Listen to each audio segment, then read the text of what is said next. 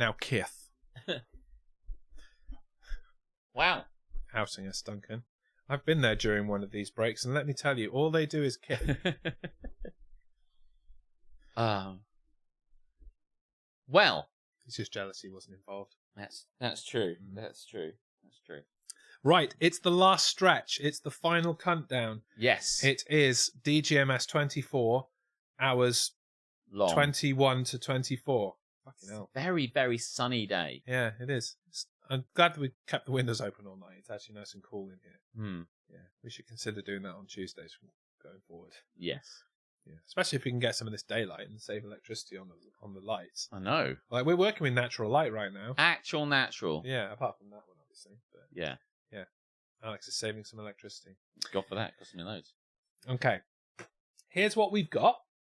We're going to do it over the course of the next 2 hours and 55 minutes. God. We have Get in the Sea. Oh, yeah. We have many Am I the Arseholes, old and new. We haven't done any new ones in this 24 hours at all, so we should probably do that. We have got Today I Fucked Ups. Econ. We have got controversial opinions, including New Sting. Well, they have to do that. And then we can also do, other impromptu improv-y things like Hate is Gonna Hate, Cool Wall. Listen, whatever gets us over the line as far as I'm concerned.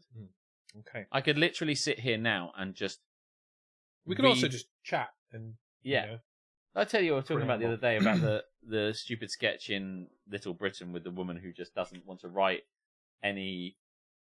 She's a novelist, but she can't write anything, so she keeps filling space in her novels with like sections of the Bible, and she's like, just how many words do we need? Another 20,000? Just fill in a bit from the Bible. It's just like, in order just to get through to the end, I just sit here and read something from, and then blah blah blah. In the beginning, God created the heavens and the earth. Yeah. Well, I think we need to take the bull by the horns here and pick something to go with. Mm-hmm. Do we have stuff to put in the sea? I've got a few things, and I think there are some things in the activity have feed something to put in the sea. that have been suggested over the last 24 hours. I've got 3 things to put in the sea. It's been a particularly cunty week. Oh, yeah, I think you told me one as well. Yeah. It could have been a while ago. I think we need to get in the sea immediately. Okay. Then let me just find the other one, because I don't know where it's gone. I think Jaeger put one on earlier based on something we were saying. I think there are some that are just, funny things about what we were saying. Yeah. Aren't probably going to go in the sea. No. Yeah. Anyway, I'll press the sting and then I'll work it out from there.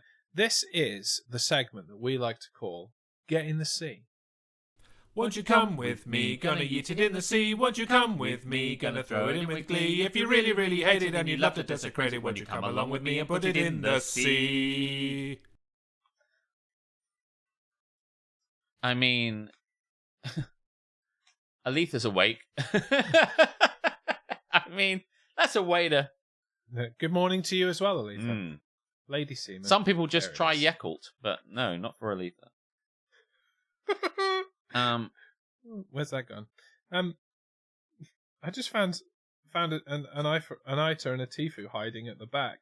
I'm like, I don't remember this. That's good. That was one we had a while ago. Was it? Okay, cool. Yeah, Get in the Sea is where we put shit in the sea. Clues in the name, really. Right, so I'll get us started, shall I? I don't have anything, but maybe something. And then we can There's something going on with the TV. Yeah, what are you doing, mate? The TV, it's been on a long time. Yeah. But it hasn't tried to go, you're not using me, I'm going to turn off, which is interesting. It keeps blinking in and out. So if we end up going somewhere, it's not because it's not us. We haven't actually quit. We're not going to do that. It's the TV. Yeah. But 21 hours and 7 minutes is really good for it to have not crashed. So good job. Good job, laptop. Excellent work. No, it was the TV that was wrong. We're very proud of you. Right. So this was supposed to go in last episode, but we didn't have an episode. Has it lasted this long? Yeah, it's great. I think the cooling from the outside helps. I think That's true. The cool breeze has been good. Yeah, this was supposed to go in the sea last episode. However, the internet shat the bed and we couldn't do the last episode. Right. So this has been grinding my gears for a good few weeks now. Right. I'm not anywhere near the microphone. I forget that we're using this, not the wireless stuff now. Yeah. And I actually have to sit near it. Right. I want to put in the sea, and you can't fucking stop me, people who stand in front of a group of seated people. So people who stand up in front of a group of seated people to get a better view. Ugh. We're all trying to see, you massive fucking bellend. Yeah, we're all trying to see here, because then that forces the people behind to have to start standing And everyone up. has to stand up then. And then nobody can see because everyone stood up. Has this happened recently? Or? It did.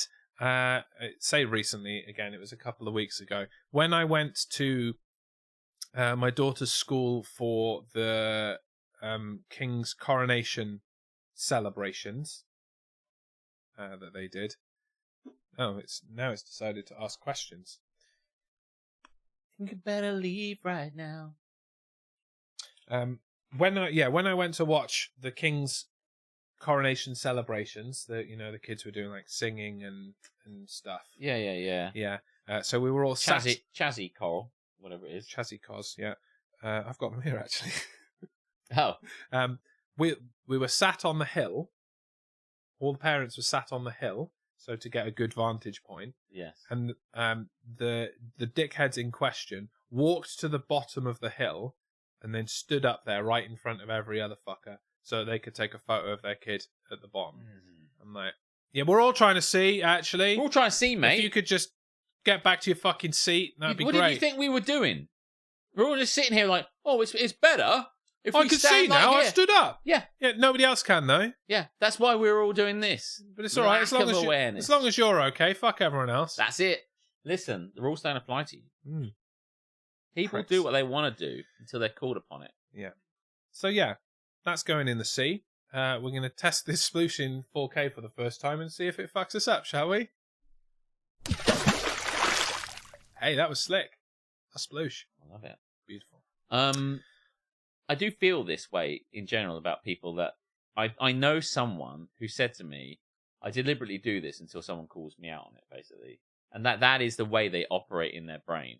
Why would you be that prick, honestly? Sorry, lads, but the missus insists we go out for a fire. Well, tell her to wait until 12:05. Yeah. It's an all-day breakfast. Till 11:45 when we cut it short. There's a clue in the name. And Sopranos the shit out of this. Oh, yeah. Yeah. I mean, honestly, I'm down for that. I'm not doing that. Fuck the Sopranos ending. Right.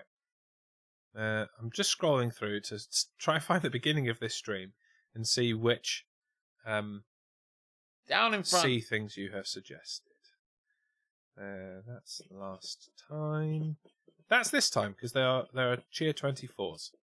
Thank you, Will, for being the buffer Alex. that let us know. Go rogue.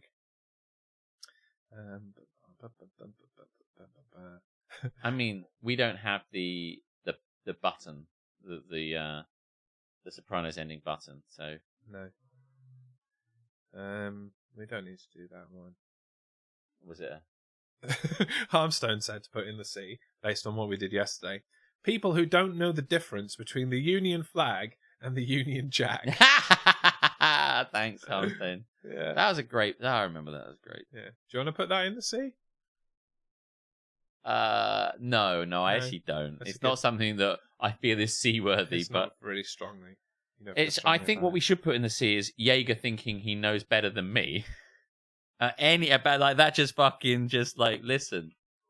Don't correct me. I mean, he owned it, so he did. He I mean, did what that. else was he gonna do? well, he could have done what most people do and just double down on the wrongness. I and suppose just it's try and be possible. the louder person. Yeah. That's It's what possible. most people do. I think he felt he was probably outgunned on that one, but So I think we leave it. we've scrolled through, and it is only the suggestion of Aletha that needs to be unpacked. Really, I don't know what's going on. Something to put in the sea, says Aletha.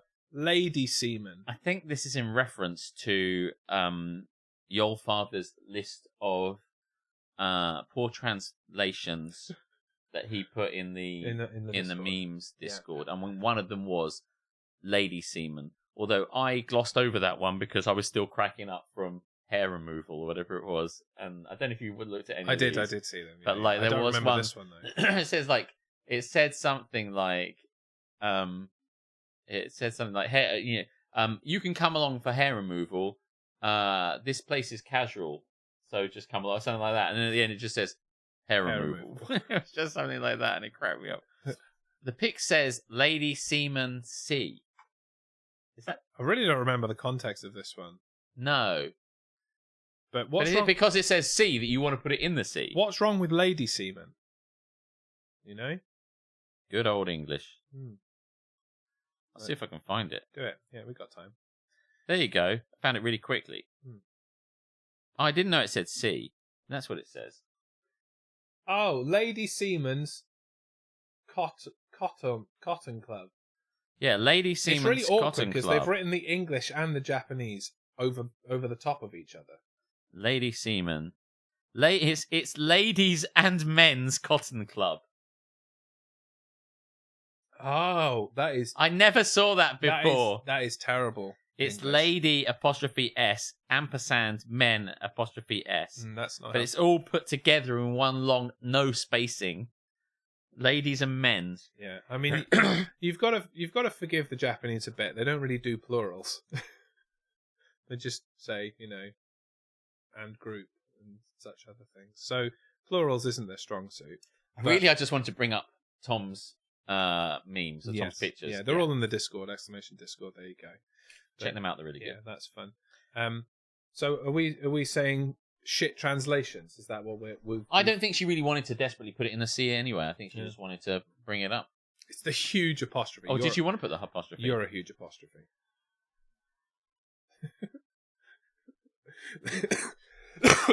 The ladies and Siemens, and then 2 Japanese characters afterwards. Yeah.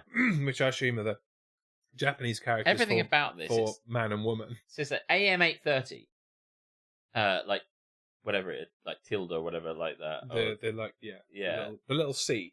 Yeah, PM 6:30, and then finally tel for telephone space, and then it's like everything else just doesn't have a space. Shunk. There are some good ones on this. I'm not going to read them all out, but you should check them out. They are really good. But it is the one. Bio of the hairdressers. Oh, is that what that means? Bio. Okay. It's the one. Because we want men to do hair removal casually, our shop is capable of specializing in men. It is an environment where you can easily go. Hair removal.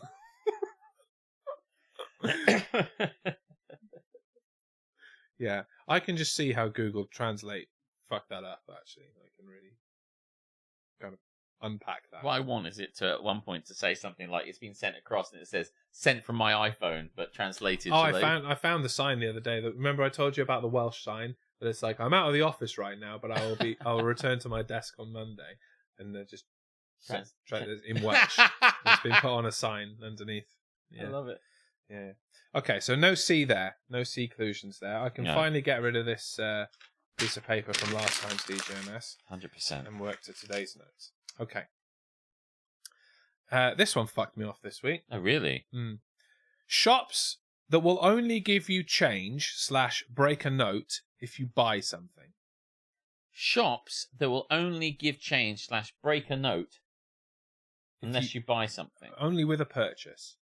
Now, that's been going on a long time. Yeah, it's cunty though. No one fucking uses money, and I'm not ripping you off. I'm not giving you less money than you're giving me. Don't be a cunt and give me a fucking $5, you dick. They believe that it is a waste of their time. Well, do you know what's a bigger waste of their time? Telling me that they're not going to do it because I haven't bought anything. They sometimes say, Jeremy, I can't open the till. Which is bullshit. Which is not They're true. making it up. Because I had a button on my till when I worked in a place that had a till that was just like, fucking open the till. Yeah.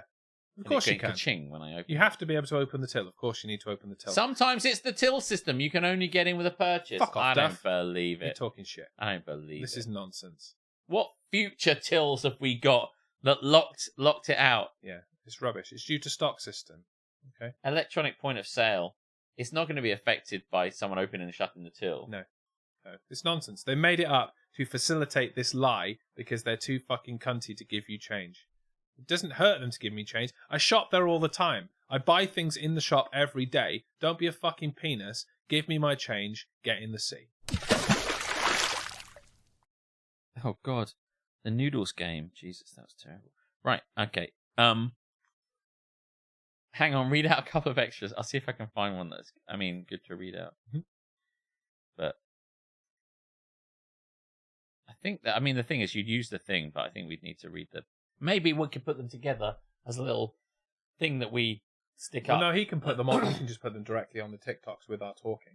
I know that. That's what he means. Yes. Yeah, I appreciate that. I don't think I want to read them out from my phone like that when we could have had it like a. Okay. So put a pin on it and we'll revisit it next yeah. DGMS is what we're saying. Yeah. Some stores may have turned off the ability to open the till for staff members below the manager, to be fair. Then call a manager. I just want a fucking fiver. Fiver and 5 once. Just want to change. Just want some change. Yeah. Change. I mean, I'm going into the situation affronted that somebody has asked for cash in the first place, to be honest. So I'm not going in there on particularly good footing. The other day, we went to... I'll pay with card, fuck you. The other day, we went to Kotkami. Kotkami? It's a restaurant opposite Tesco's in Boohoo Road West. And do they serve chicken or penis? They serve both, I think. Oh, cool. But the penis, you have to tell them 24 hours in advance, otherwise you can't have it. And we were told at the end, they were like, I said, can we get the bill, please? And they came a woman came over the bill and she went, also, if you pay cash, there's an 8% discount. And we were like, oh, we don't really have any cash. 8% is a bit insane considering what they're doing is avoiding the charge for paying by card, which at most is 3.5%. So, like, they said, like, just go across. If you're going to get some money out across there, it's 8% cheaper. So we were like, okay. So we went across and got the money and gave it to them and got 8% off our bill. Yeah. And they made more money because they basically made another 4.5% than they would have made. So everyone wins. On top. Well, yeah, except you. I didn't. How would we didn't lose? pay any extra, I suppose. We didn't pay any extra. They charge less. But they charge more on their menu because they anticipate people paying by. Well, I would say that I've been before and they never offered this. I mean, like, we were going to pay 52 or whatever, and now we pay 48. So, like, I mean, it's just it makes no difference. 10% in our local sushi restaurant. Yeah, they're ripping you off. The highest rate of credit card transaction fee is 3.5% plus 20 pence. So, yeah, they're ripping you off. Tell them, fuck you. I'll give you an extra 4% and you'll. But I worry it's a money laundering operation. I mean, I sort of presumed it was. If they do new. If they do good food, then. Oh, it is good food. I like it in there. Yeah, it's probably too elaborate to be a money laundering thing then. It's small bills. Let's face it. Yeah. How much did we launder? £78. Yes, it's happening. Only another 300,000 to go. Yeah, but like it was a bit like, okay, I guess I'll go and get some cash. But who has cash? No one. I went and used the cash point and it was like all dusty. Oh, shit. Do I know how to use this? Honestly, I put my card in and it said, sorry, we can't do this. And I'm like, oh shit, is it not registered or something? And I was like, oh shit, I'm going to have to go back and tell them I couldn't do it. And I thought, I'll give it another go. And it went, okay, yeah, how much do you want? I'm like, okay, you weirdo. It just like woke up and it was like come out for a daze like your grandpa. Like, oh, what's going on? I don't know. Where am I? Is it the war still? And it was just like, no, I just want some money. It's like, oh, okay then. So like no one uses this thing. Help, I'm being robbed. No, I just want some. Oh, no one does that. I'm sorry, I got confused. This is a cash point. Nobody uses them. It's like going past a phone box. Nobody uses phone boxes, you know. Yeah. But I never see the dispensing of cash these days. I pretty much just change PIN numbers and that's it. Yeah. They don't declare tax on cash transactions. Maybe it's just tax avoidance. So they're making even more money from you paying by cash. Yeah, see, I'm not a fan of this. Not a fan of this at all. Tax is awesome. Duncan loves tax. Thumb or income? But all types of tax. Many tax. Yeah. There used to be a place called Tax Haven, which was a newsagent in Moore Hall, which Duncan used to work at. And I think he also liked Tax Haven because the guy was called Mr. Tack. So it was tax belonging to Haven, like a tax haven. So it's a pun on the concept of a tax haven, somewhere where you'll be receiving less tax. But it was belonged to him. So, and Tax Haven was a newsagent that was around for ages. And Duncan used to work there as a paper boy. And he was late every single fucking day. He was late every single fucking day. And Mr. Tack had enough of Duncan's bullshit. And quite right, said, if you keep this shit up, I'm going to fire you. I'm going to put you in an offshore account. And AKA a tax haven. And Duncan's like, oh shit. Crikey, he said, as if he was a character in Viz or Beano. I better straighten up and fly right. So the next day, Duncan was like really, really eager to get up really early. I have to explain that Duncan only lived like 3 minutes walk away. So this is not a difficult way for Duncan to go. And Duncan got really early, set up his alarm really early because he knows the consequences. Shut up a moment. I'm telling a story. I'm in the middle of anecdote phone. So we got up really early, set the time, sorted it all out, got his breakfast and went along and got everything really early. And he was still late. And he went, "You're late. You're fired." Shit. And he was like, "I don't understand how." And then he realised Mr. Tax Clock was massively wrong. Oh. And every day, Duncan had been actually on time. Oh. And he was just fired. He's like, "Hang on a minute. Injustice. Hang on a minute." What the fuck? And let me tell you something. That place isn't there anymore. Well, and now we know why. Duncan burned it to the ground. Listen. Wait, did I say that out loud? Just saying. We can't draw any conclusions. But, I think we can. I think I just did. Of course I was on time! See, when I did a paper round, I lived 3/4 of a mile away from the post office that did the dispensing of the newspapers. So let me tell you, I was not on time. I thought you were going to say, let me tell you, I had to be because it was such a long way that I couldn't fuck that up. But I was not on time. It was fucking miles away. 45 minutes. And I did 2 paper rounds in the morning, and I did 1 in the evening, and then I did 3 on a Sunday. Jesus. So yeah. Was there not a closer place? I mean, presumably there was not. Well, no, because the other minutes. I also did papers for another place, and that was even further away. So yeah, Sunday papers was even further away. Yeah. Wow. I was raking it in though. I think I did a paper round at one point that was kind of like the free paper that goes around, and I got like I never really knew how much money. I didn't want to do it, and I just like was doing it because it's like bringing in some money, but the money it was bringing in was paltry and different, and I never really seemed to understand what I was getting paid. And it's like, right, well, you deliver this stuff, you're gonna have £3.47, £6.66, £9.89, nothing. And I'm like, what's going on? Don't really know. I mean, if you're delivering a free paper, then yeah, it was a bit. I mean, it should have just been like every week, but I didn't. In the end, I got so bored of it that I stopped. So, I went around one time. It's up along past Morrison's, and there's one place that's a really nice building, a really nice house. And every time I went, I put a post-it thing, and they had a parcel on the door. I was really curious about what was in it, and it was a big red parcel. This is back before anyone really received like lots of Amazon parcels or anything like that, obviously. And it was just like really clear, and it was just sitting there for ages. And I went up on this big path and up this door, and I put the thing through, and every time it was there, and part of me was thinking, I probably shouldn't be delivering ad scenes to this all the time, because it's clearly no one's here, because this parcel's been sitting there for fucking God knows how long. But I get judged, they will check. They'll say if you receive it, and if you didn't, then, something's going wrong with this TV. It is. Oh, that very went wrong. Yeah. I think I might turn it off. Yeah. Give it a couple of minutes rest, and then turn it back on. Because it's blinking like a motherfucker. And do the other thing that we never do instead of the leaving thing. Oh, yes. Yeah. Keep. Yes, keep instead of leave. Yes. None of these mean anything. We're just going to press words and see what happens. I've got one last thing to put in the sea. Yeah. This is kind of like the low crime of all of the things that I've been pissed off at, but still, this is kind of annoying. What was the one you just put in the sea? The shops change break a nose. Did you sploosh it? I did sploosh it. God, I'm just too tired. Yeah, you were looking down at something. I think you were trying to read Tom's things. Oh, yes. So there you go. Finally, I'll try and turn it off. And finally. I'm sure they're calling me a prick right now. Okay, it didn't ask me a question, but we'll try that. We'll see how it goes. Come on, TV, you can do it. There's only 2.5 hours left, I think, maths. Finally, for the scene, YouTubers that just upload shit quality clips of other people's stuff. Yeah, they can definitely get in the sea. Like when I was trying to find clips for Dubbish. Oh, yeah. And then I was looking through TNG clips. I'm like, why was this edited on a fucking potato? Why is the resolution like postage stamp?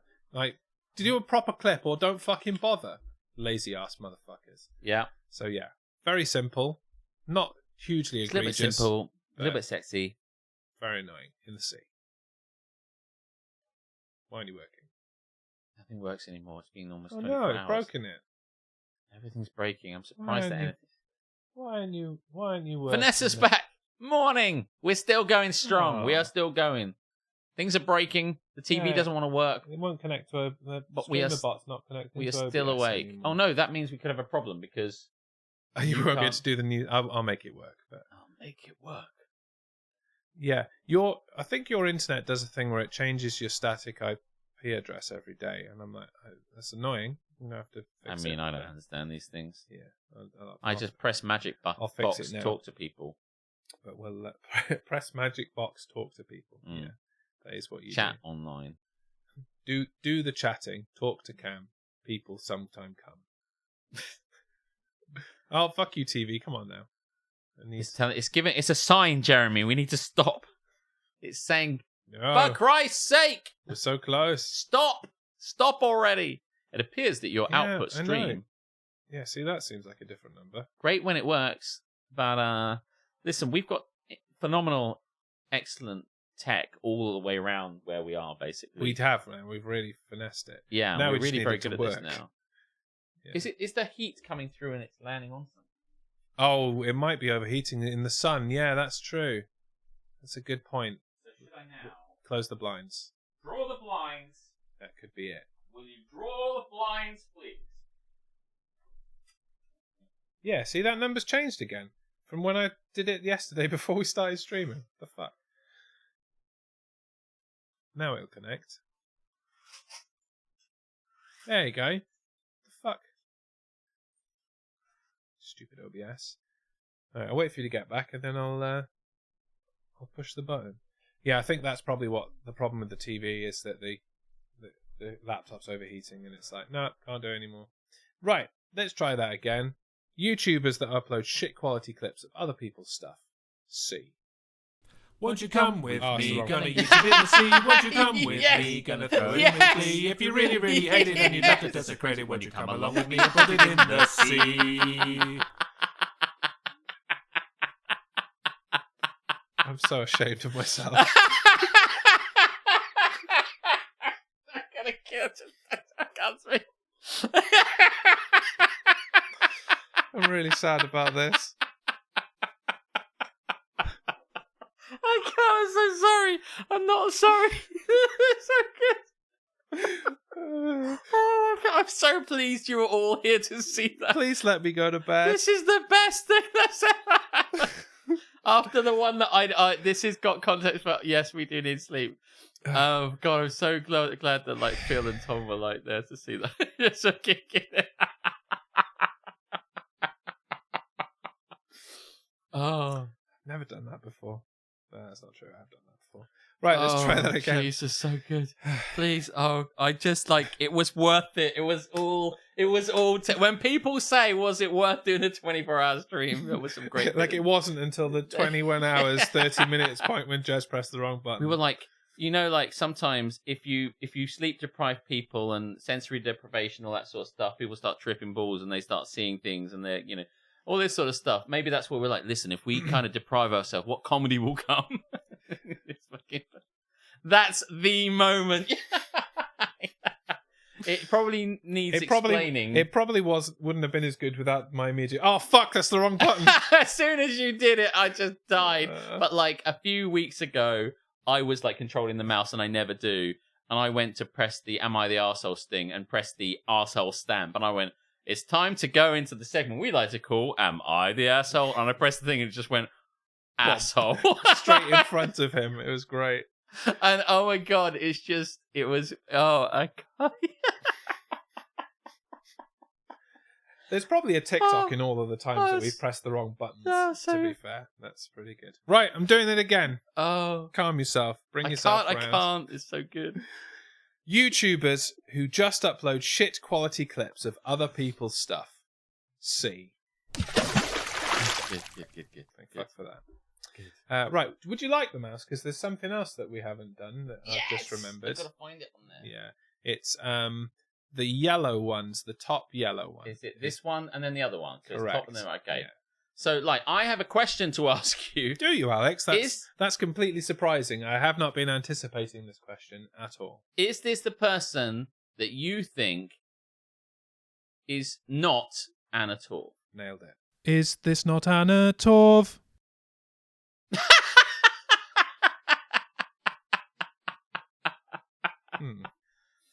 Now, if you've just joined us, there's someone that looks a bit like Anna Torv, who you just saw in that picture, and Jez is trying to think in his memory who it is he thinks looks like Anna Torv, but is not Anna Torv. That's correct. Yeah. It's Torvmus. Yeah. Oh, yeah, that's Torvmus, the tank engine. No. Yeah. I can see how you might have thought, Alex, that I was conflating Torvmus with Anna Torv. But making a mockery of this platform. We're doing no such thing, sir. You can take your accusation and shove it. Listen, you know what happened to, like, Gordon? We bricked him the fuck up in one of the darkest episodes, whatever. Listen, don't correct me. I don't think we won't do it. This show has descended. Down the line. Oh, dear. Bricked him up. Like, well, if you won't do it, take away the rails. It's like, I was, like, literally just joking, and you call my bluff, but, like, we're still... Oh, my God, they bricked him up. They fucking bricked him up. They did. They bricked him up. They bricked him Fucked up, anyway. Yeah. So, long story short... Too late. This is definitely not the person that I think is Anna Torv. That is not Anna Torv. It's not Anna Torv. Like Edgar Allan Poe. Did they brick up Edgar Allan Poe? No, that's like the Telltale Heart, I think she's referencing. Yeah, I think it might be, actually, yeah. Everyone knows it's Henry. Come on, Alex. Yeah. Come on, Alex. What are you thinking? Come on, get yourself together. I think once we're done here, instead of sleeping, you need to go and watch the first series of Thomas the Tank Engine, because that's shameful knowledge, mate.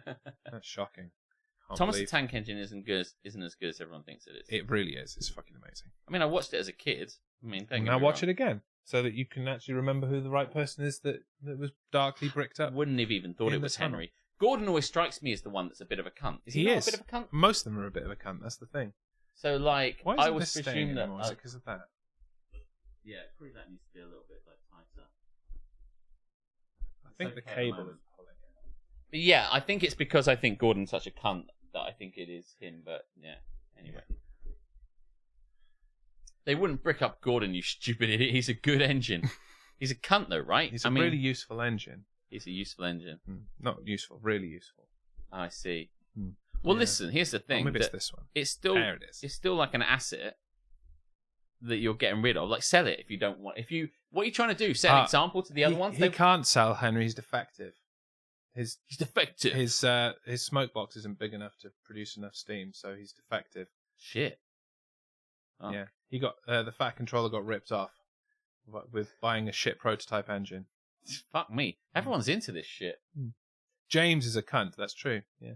Edward is lovely. That's about it. That's true as well. Yeah. Edward What's gets wrong with all of you? This relentlessly bullied by the others for being old. Ageism. Yeah. I want Thomas Lates, like I was saying earlier about whatever it was, like Hollyoaks Nights. It should be like a late version Thomas of it. After Dark. Thomas After Dark, where they just like, they Thomas the Dank Engine. They're all just like down the tunnels, like doing lines or whatever. I'm with Alex. Gordon is horrid. Percy is cute. I just realised that this is where you learn to be a cunt. What, Thomas the Tank Engine? Do, do, do, do, do, do. I think Thomas the Tank Engine is where I learned not to put up with other people's bullshit. Really? Yeah. I don't know what I learned. There's a lot of people not dealing with bullshit in Tom. They don't suffer fools gladly on the island of Sodor, let me tell you. Who's your favourite engine? Don't really have. Is it just Thomas? Or is the answer no? Like many things, the titular character is not the best. Do you know what I mean? It's like if you watch Dexter. I think it's probably Percy. Is Tony Soprano the best in The Sopranos, right? How many TV shows have the best character as Tony the name? Soprano is the best character in The Sopranos, yeah. There are other close yeah. No, it's not Thomas for sure. I think it's probably Percy. Percy has the most I'm just growth, curious. maybe. I don't know. Is everyone thinking there? Because, oh my god, this is a really good question. That's a I've got to good think, or are they question. just like, Ivor? Ivor the engine. Ivor the engine. Did like Ivor the engine. There's a lot of trains. Couldn't when we were get past kids. Ivor the engine growing up in Wales, obviously. Right, yeah. Everyone loved him. Not surprised. Walking down the streets in that Welsh place. in that that we've Welsh forgotten place the you name live. of. I probably could have done better if I wasn't so tired. Lanethley. And they're saying, oh, have you seen Ivor this week? Oh, I did. Got into a bit of a scrape, he did. Oh, wait. I can't remember the theme to Ivor the engine. My favourite is Gordon, says Duncan the singer, because, yeah, he's an abrupt bellend, but honestly, he don't take no S-word. I like that bellend was okay, but shit is not. This is the gospel according to Flessinger. Love Dexter. Got distracted by Dexter. Oh. Is Dexter the best character in Dexter? I mean, I've only can't watched name any others. The first season. Dexter's sister. It's got John Lithgow in it, so he's probably the best character in Dexter. Because he's the best character in everything. Duck was my favourite as a child. Oh, Duck is a good one. Who's yeah. Duck? Duck is an engine? Duck is a Great Western engine. Oh. Yeah. He's from the West Country. Oh, he's Duck. Does he talk in a West Country accent? He does, actually, a little bit. That's the best West Country accent that Ringo Starr can do. Ringo Starr, fucking hell. Yeah. Anyway, Thomas is not Anna Torv. That's true. To cut to the quick. Right, what do you want to do now? That was some good time using. Thank you. I really felt very pleased about that. Yeah. Let's talk some more about Thomas. You start us off, Duncan. In the segment we like to call Don't Get Me Thomas Tracked. In the segment we like to call Waste Some Fucking Time. Don't Get Me Thomas Tracked. How's that? We've got to put the rucksack on the line at some point. Ruck track. Because Jaeger's not here to win it. I mean, yeah, we could do that. But don't you want to do this because you've got a sting for it? I do, but I think I want to do that. Maybe. I don't know how long things are going to take. That is true. You know? What I will say is... Or we could do old, Contro, Tifu, new, maybe. I don't know. There's a lot of reading. I'm not necessarily against that. Plus some, ambling. Another conversation about, anthropomorphized trains, maybe. Whatever. Like, isn't it weird? I've woken up now. So, so they're trains and they talk and they hang out and they chat. So they have sex? Do the trains have sex with each other? Because I thought the carriage was like a girl or something like that. And yeah, some of them are. I just don't, having not... I don't know how sexist that is, that the engines were male and the... Well, I mean... The carriages were female. Probably is quite sexist. But in Starlight Express, it's the same. Yeah. And listen, that's what they wrote. Now, if they both wrote it today... Both of them are well old, so it makes sense. Right? Yeah. I mean, I'm sure that they would redress the balance now in the future. They did add some female engines in the TV series eventually, but it took them a while. We're talking 90s, 2000s. So. I have to say, that one, that Tifu you just showed me isn't the best. Is it not? It's kind of chuckle-worthy. I mean, it's quite long as well. The title's quite Why don't you good. read this one? Okay.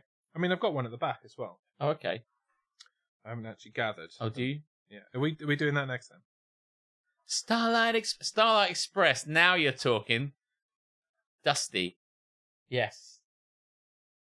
I haven't seen it. Can't tell you. At the Sorry. back of every piece of track is right behind you. Can I be of help at all? I think they got rid of CB, actually.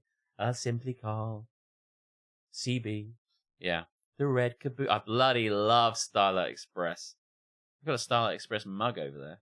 Do you mean Jesus Christ Super Starlight Jesus Christ Super Starlight Express. Oh, shit. What's the buzz? Tell me what's happening.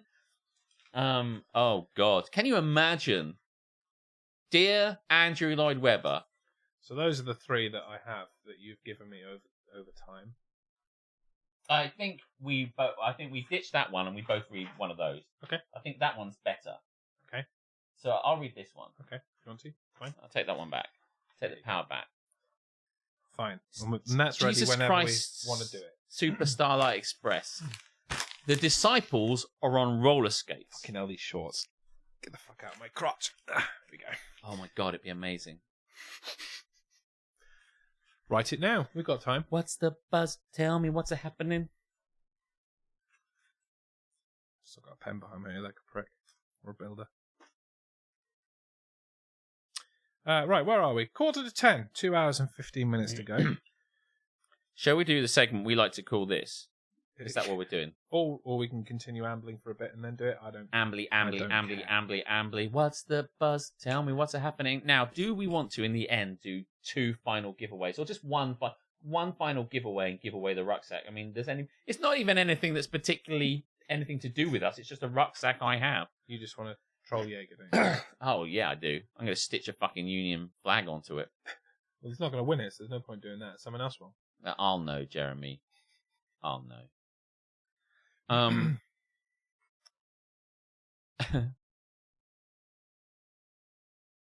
I think we should do this. Okay. Because it's something to do. Okay, then introduce it and I will push a button. Are you ready with the button? I'm going to press the right button this time. Yeah. Giveaway. Maybe I'll do a giveaway after Tifu. Sure. Maybe. We'll have to open it and stuff. This is a segment we like to call Today I Fucked Up. Whee. It was at this moment that Nathan knew he fucked up.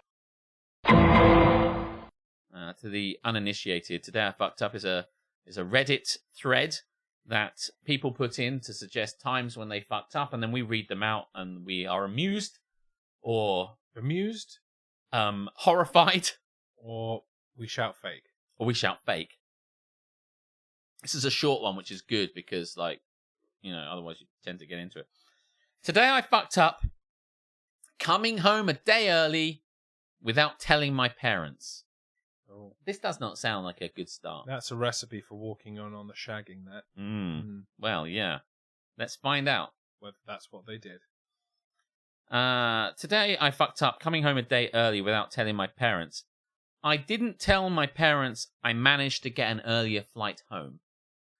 I thought showing up at the house a day early would be a pleasant surprise for my mom and dad. I allowed my parents to believe I was arriving this morning until I unexpectedly appeared on their doorstep yesterday. I noticed a lot of cars standing in our driveway. Oh, no. I bet worse than shagging. What do you think it is? That's what I want to know. I noticed a lot of cars standing in our driveway. I opened the door and I entered the house.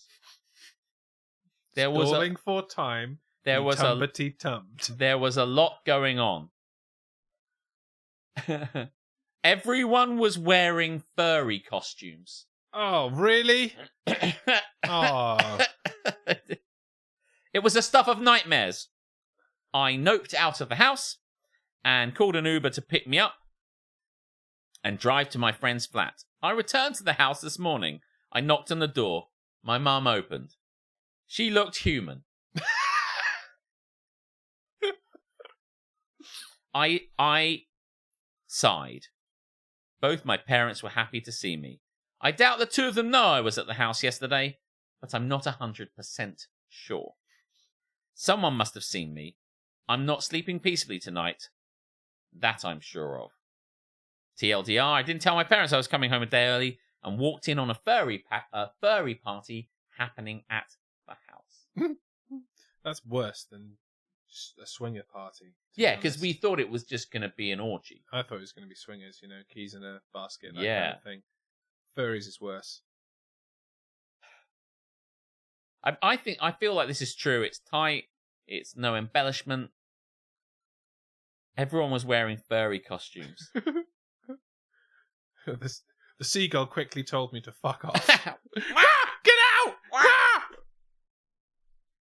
Like, I do really love the idea that people might not just be like conventional furry costumes, which to my mind would be like wolves and cats and foxes and dogs and horses, ducks and chicks, chicks and ducks and geese better scurry. Just dropping in a bit of Oklahoma. Yeah. Yeah, I don't like to kink shame people, but No, we don't. But it is furries is a bit. well, yeah. Yeah. I mean, with this one, like people can do what the fuck they want, obviously. But like, I do love. It's more the fact that the son, or daughter, was surprised. Let's say. Ooh, yeah, no. I mean, sometimes furries do just hang out without having an orgy. If you were a furry, what animal would you be? We've had this conversation on DGMS before. I did say I want to be a seagull. Yes.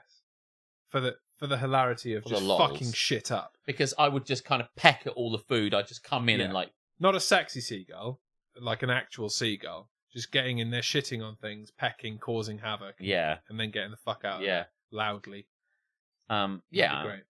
I think if I really was one, and not like a seagull, like if I wanted to mess around, but I think a wolf would be pretty cool. I mean, who wouldn't want to be a wolf? Wolves are cool. Wolves are awesome. Yeah. I definitely want to be a wolf, I think. Yeah. There was actually there's no such thing as a seagull. Well, I've seen one. Truth accepted. Yeah, I saw one this morning. Yeah. It almost flew into the window. Yeah. There used to be a live action role play which was like a Wind in the Willows live action role play where you could be like badgers and foxes and wolves and stuff, and you just ran around the woods pretending to be all these creatures. And I never did that.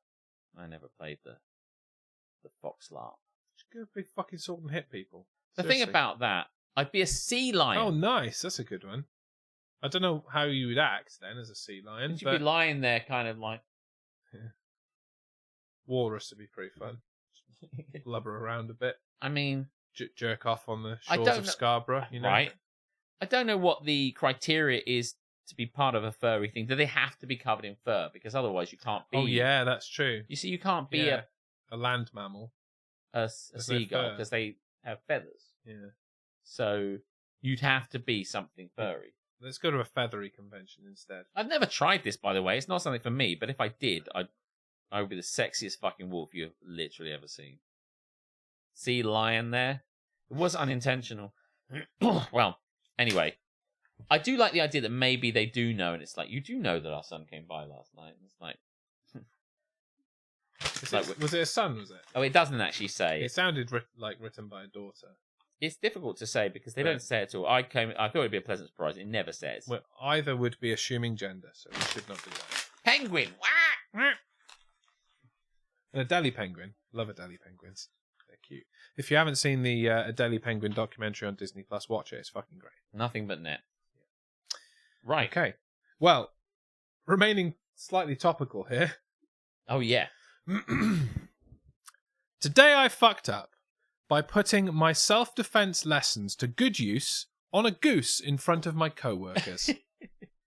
Today I fucked up by putting my self-defense lessons to good use on a goose in front of my co-workers. Fucking geese, mate. I'm already giving you points for to use on a goose. Yeah, I love it. Thumbs up. Usual Monday morning. Get out of bed, prep a meal, head to work, yada yada. It's yada yada, but whatever. You know how it goes. Everything is as predictable as it can get, with one exception. This time, when I get to the front door of the office building, there is a goose standing. There is a goose standing guard. I mean, they'll employ anyone now. And right behind the glass door, I see my co-workers who are taking a video because the dickheads already knew what was about to happen.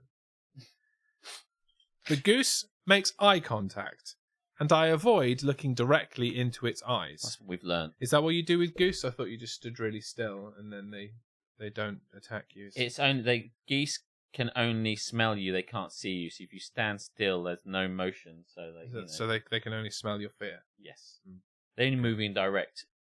They can only move in straight lines. As we learned from the Goose Simulator or whatever that game was called. What was that game called? That you played? Oh, fucking Big Honking Goose. Yeah. Hong Kong Goose. Hong Kong, yeah. Untitled Goose Game. Untitled Goose Game. There you go. Yeah. Random. Lost all sense and reason. Mm. I'm just watching the time tick down. The goose makes eye contact, and I avoid looking directly into its eyes to avoid confrontation. Then I start gently stepping around it, trying to find a way to get to the door without agitating it. Needless to say, the goose hissed at every attempt, and after 10 minutes, he'd fucking had enough. I ran, and he ran after me. I tried to circle back around to the front door, but he was just too fast. Tried to outflank the goose. Ninja goose. Left with no other option. I mean, spit roast is an option. Make for a tasty Monday afternoon snack. Oh, yes. I already prepped a meal, sorry. He doesn't want to waste his time. Left with no other option, I conquered my fears and faced the beast. It's a goose, mate. Calm the fuck down. The goose flew at Mach 2. Another rhyme. Sir, you are excelling. The goose flew at Mach 2 towards my face. My reflexes kicked in, and I roundhouse kicked the poor bastard so hard, it walked away limping somehow. Roundhoused? Hi-ya! Oh, Will, thank you very much. Very kind. I'd ring into work. Sorry, can't come in today. Goose. I mean, you saw it. Take a photo. Video evidence on Sheila's phone. I've gone back home. You get it, right? My co-workers are now intimidated or something because I usually have 3 to 5 people visit my cubicle daily, but no one has done so since the incident. Fuck off, mate. Nobody gives a fuck that you roundhouse a goose. They're not like, oh, if you roundhouse a goose, what will he do to me? I know. Jean-Claude Van Damme style. Just fucking... Honestly. High kick. There's a bit in Roadhouse where, like, Patrick Swayze rips a guy's throat out. Imagine if he'd done that to the goose. Just rips in like that. The whole of the film, there's talks about, oh, did you know he ripped a guy's throat out over in East Rutherford or whatever like that. It's like, that's not true. That's not true. And there's a big fight at the end with the other bad guy. Like, you know, every super bad guy has like the henchman, big bad guy. And they're like, fight. Yeah, and he's like Mortal Kombat style, rise up the pillar until you reach the top boss. That's right. Yeah. And this was the penultimate guy, and he's just like, I'm gonna love fucking you up. And then I'm going to do this thing. And I'm going to go to your woman. And I'm going to be like, fuck you. And he's trash talking all this stuff. And in the middle of this, fucking Patrick Swayze just goes, Pah! And just takes his throat out. And the guy just goes, respect. And just falls over like that. Anyway, Roadhouse. It's so good. Oh, I bloody love Roadhouse. I've never seen it. Oh, man, we got to watch it. It's so good. Roadhouse from ECW. Fucking Roadhouse. Anyway, sorry I interrupted. Just a TLDR. TLDR, roundhouse kicked a goose, and now I'm the office villain. Roundhouse kicked a goose. He wouldn't say boo to a goose until he roundhouse kicked it. Spoiler alert. I mean, the film did come out in like 1986 or something. That's not enough time to watch something. Give us a break. You have to watch it. It is really good. I mean, I love it. Basically, the plot is that Patrick Swayze is the best bouncer in the business. There's no one better at bouncing and kicking shit and keeping people in control. And so there's the guy who owns the Double Deuce, which is a renowned shitty bar full of cunts starting fights, needs Dalton, which is Patrick Swayze's character, to come in and clean it up. And come in he does, but he makes a lot of enemies in that town. And there's one guy who's going around... Is this just Walking Tall? Maybe, yeah. I mean, I don't remember the plot, but it is a bit like that. Does he have a 2x4? He does not. Okay, that's he just has his muscles. And Roadhouse, Swayze's legs. and his throat-ripping ability. Walking Tall, 2x4. And a cool car. It is a bit like that. I think he has like a pickup and all this sort of stuff. And he basically... Oh, Terry Funk is in it. Oh! Terry Funk just plays a henchman in the bad guy's like crew. Nice. And it turns out that not only... The problem is not restricted to the fact that people are turning up at the club and just kicking the shit out of people. There's a guy who runs the town. Okay? So there's the bad guy who's like got all the businesses paying him money, and he's like, and no one can stand up to him, basically. And so not only does Patrick Swayze have to deal with the club, the bar, he has to deal with the guy, basically. And could you guys stop being dicks? I'm trying to do my fucking accounts. It's like, so it's carry the 3. Shut the fuck up. There's some really good bits in it, and there's a really good blues guitarist, the blind blues guitarist called Jeff Healey, and he's in it. And it's just like, really, there's loads of really good bits in it. I'm trying to think of who the guy is who's like, his friend who helps him out, and he's a really good kind of like Western style actor with a big droopy moustache, who I think plays oh god, I've just kind of too many thoughts are going through my brain at once, but I think he's in Big Lebowski. But anyway, he's so good, so good, so good. I'll think of it in a bit. But I'm rewatching Roadhouse. Yeah, also like he gets like he gets to stay in this really cool barn. It's just all romantic and big, and you can stay upstairs in the huge amounts of space in the barn. He just sits in the barn, like hanging out, doing like huge Tai amounts Chi. of space in the Barney. In the Barney, yeah. The purple dinosaur. Yeah, there's loads of space in that. It's quite a big suit, to be fair. It's great. It's great. It's great. Have you ever had course to fight a goose? No.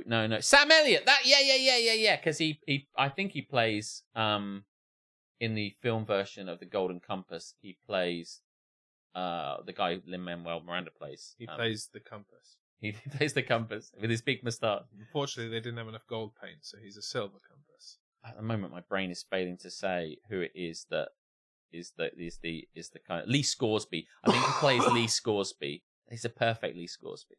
Until Lin-Manuel played him. Anyway, I'm getting off track. Have I ever fought a goose? Have you ever had any reason to strike a goose, to run from a goose, to anything? Goose, No. really? I don't tend to get involved in the affairs of geese. Yeah. Swans are cunts, Oh, but I never really had a they're chance. elegant cunts, though, aren't they? But they will break your arm, apparently. But I don't mess with them. Although I did say at one point a seagull tried to attack me, and I stood my ground, and I really wanted to punch the seagull in the face. Stood your air. I did. Well, I stood there, and it just kept buzzing me because it was just really. It thought I was going for its baby, and the baby was nowhere to be seen. So it was like responding to a not threat. So I was walking down the road, and sometimes you see like a baby goose. I said this recently: a baby seagull sitting around that can't fly, and then I'm like, look, I'm not trying to attack it, but the baby wasn't even there in this situation. So for some reason, it kept buzzing me. It buzzed me a few times, and I'm not having fucking this again. If it comes back, I remember standing in fucking Embrook Valley Road, just going like, "You want some?" Like a fucking crazy person, waiting for the fucking thing to come back. And if he flew down, I was like, "I'm not going to have you peck me. We're not having this. I'll just punch you in the face." But I did crane kick a pied wagtail. Wow, I don't even know what that is. We're really getting deep in the birds here. Yeah, rule one. Have you? I once had to not punch. That would be. Wasn't a punch. I once had to backslap a goose. Like backslap. Yeah. Because it did just kept fucking attacking me. I was just trying to go from one outhouse to the other, and it kept attacking me for no reason. So it caught a backslap, and it really hurt my hand. But it didn't do it again. No, it learnt. It stayed in the corner. I once, and this isn't me fighting a pigeon, I was once walking past Bon Marché, which is a little shop at the bottom of Sandgate Road, near the cinema. If you will. Ah, yeah. Oh, very, very good Bon. market. Good market. And I saw them, my friend worked there at the time, years ago, and they were all rushing around like, trying to do something. I couldn't work out what they were doing. And I popped in to see my friend, and I was like, "Hey, how's it going?" She's like, "Oh my God, there's a pigeon in here."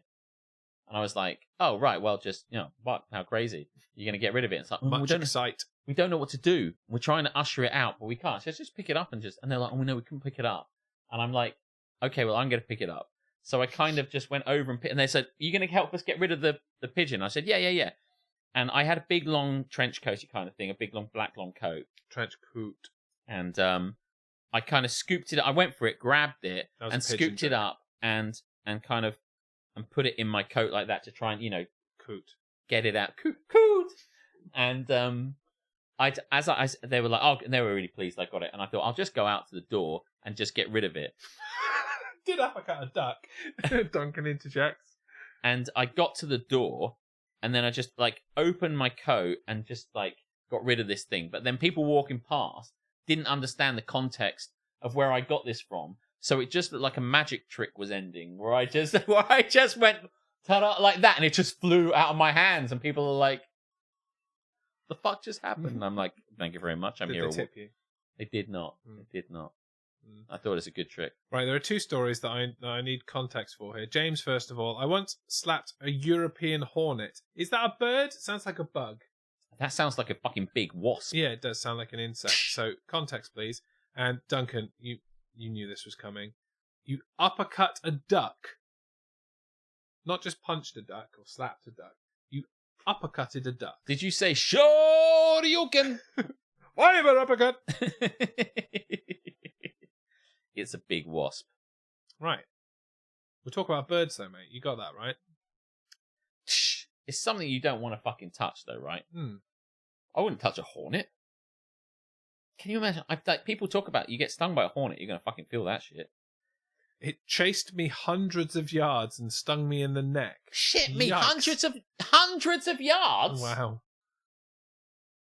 Fuck. And you ran for what? So hundreds, at least 300 yards, 400 yards. Yeah, it's at least more than 100, isn't it? Yeah. I did lay a haymaker on a wren. I think he jests us. Harmstone, hello. I think they're both talking bollocks. I do as well. And thank very much, by the way, because I need stuff to talk about. And yeah. Your chat has never been needed more than right now. You're going to need to pull some of your weight. Cause... Yeah. Normally, we're like, we've got to keep to a tight 2 hours. Can you stop fucking distracting us? No, distract away. Carry on. If you got something, fucking bring it. Now's the time. We've got just under 2 hours to get in. It was a nasty sting. But yes, we're still alive, Harmstone. We haven't napped or anything. We almost pied it in at 7 o'clock this morning. I'm like, fuck, this is too much effort. But we're here. It was a near-run thing. And we're going to finish. Yeah. We're going to make it. I feel we're going to make it. For 22 hours, 4 minutes, 40 seconds, and we've only dropped 8,635 frames. It's not bad. It's 0.4% of all the frames. Yeah. Yeah. It's less than 1%. Stang up a wasp. What were we doing? Listen, I've lost. We were doing Today I Fucked Up. I think today we finished. I fucked up. We finished Today I Fucked Up. Yes. Yeah. Cool. Are we going to amble or are we going to move into another segment? What do you want? 2 hours, 2 minutes left because you started late. No, mate. I mean... You're lucky we're not finishing early. Fuck you. I mean, I'm tempted. Earlier when we were talking to Ali, and he was like, this is great, isn't it? I was like, honestly, I almost stood up and switched the stream off. I was just like, I'll show you how much I give a fuck about this. Just like, what? Like, you got to remember who's in control here. I think I won't do it. Yeah. If the stakes are I get to sleep earlier and someone pushes me to it, then I'll be like, do you know what? Yeah, you're right. I do need sleep.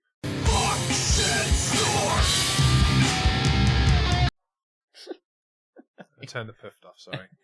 No one was going to believe you on that one. No one's going to believe me, no. I don't know. Yeah. And that was a nasty sting. I mean, I tell you what, we've got plenty of good stings coming up. Let's see what he did there. Told you I'd be here for the end. Let's do it. In for the long haul. Is there anything we can give away? Because I said we'd give something away. Give it away, give it away, give it away now. Yeah. No, not really.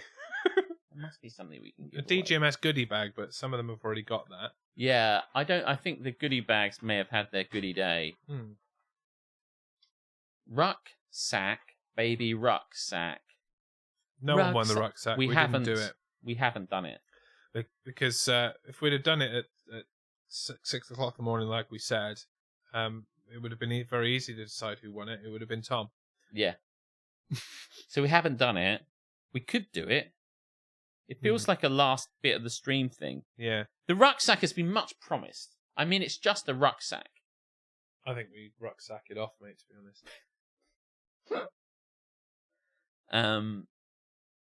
But if you see Jaeger, or speak to Jaeger, tell him you won it. You won it. Whoever you are, individually, you all won it. You all won it. Yeah. So, like, I won a Pikachu once. You're not getting that. No, we will. Oh.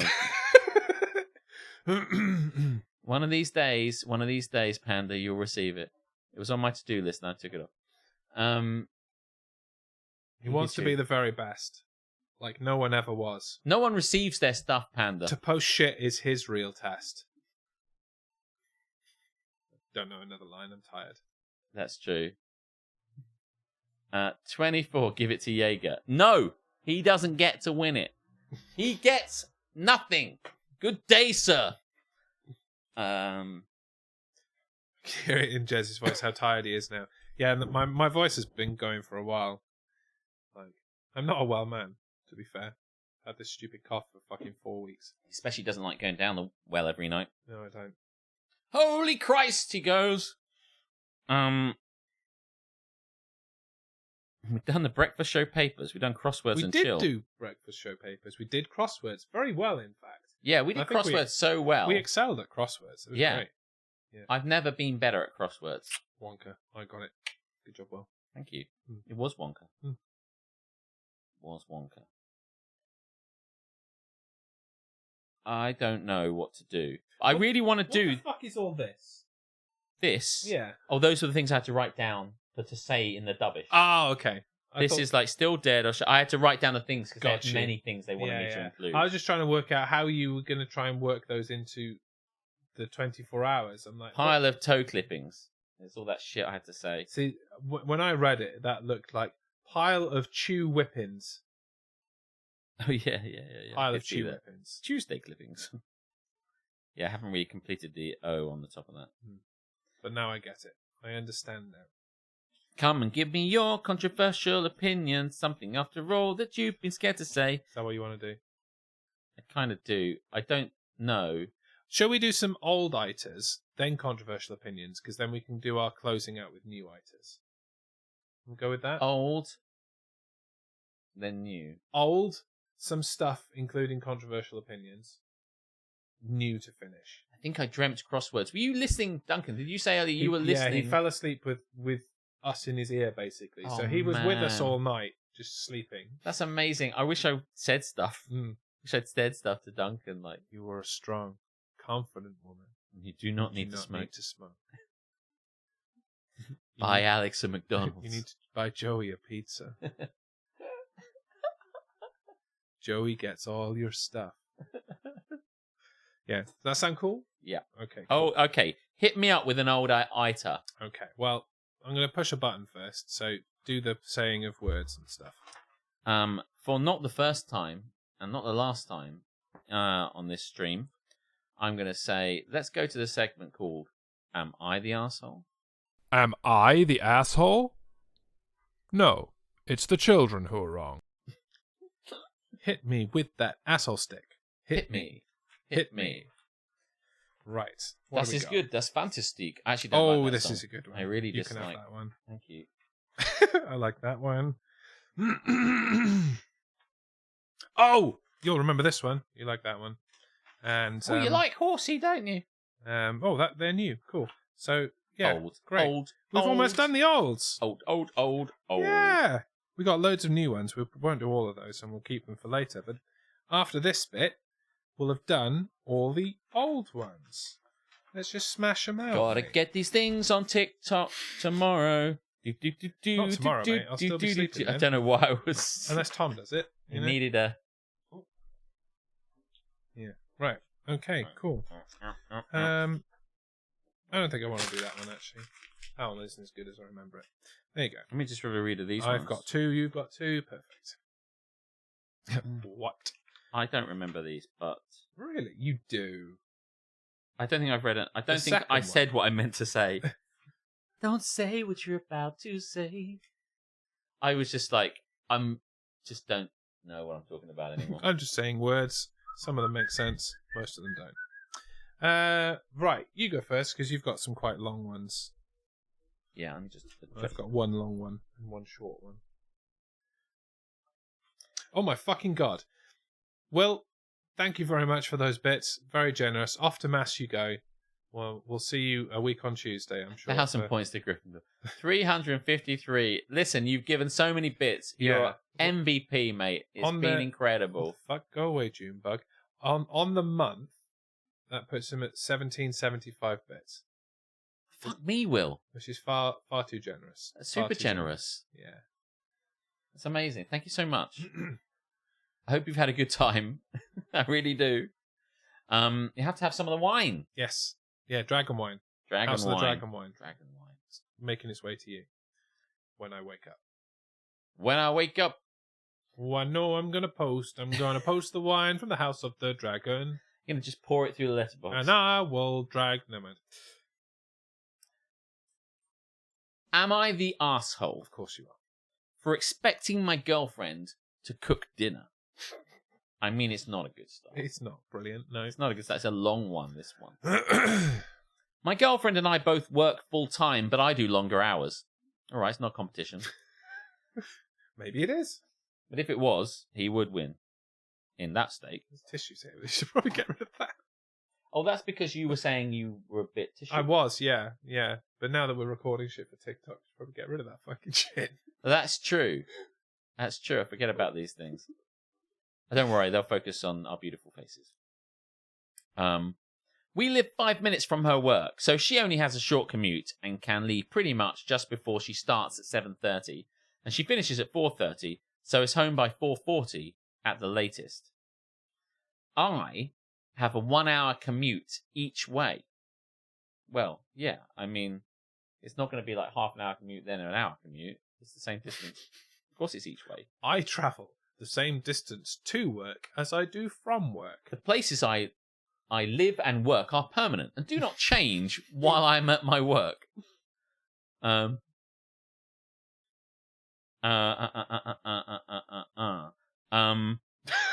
Duncan just nicely put himself.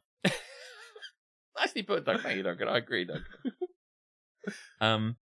I leave at 6:30 a.m. for a 7:30 start, and I do 10 to 12-hour days, depending on my workload. Just not very productive. Most of the time, I get home around 6:30 to 7 p.m. Sometimes as late as 8 to 8:30 p.m. My girlfriend has always been the one who cooks dinner. Since she is home way earlier than me, it only makes sense.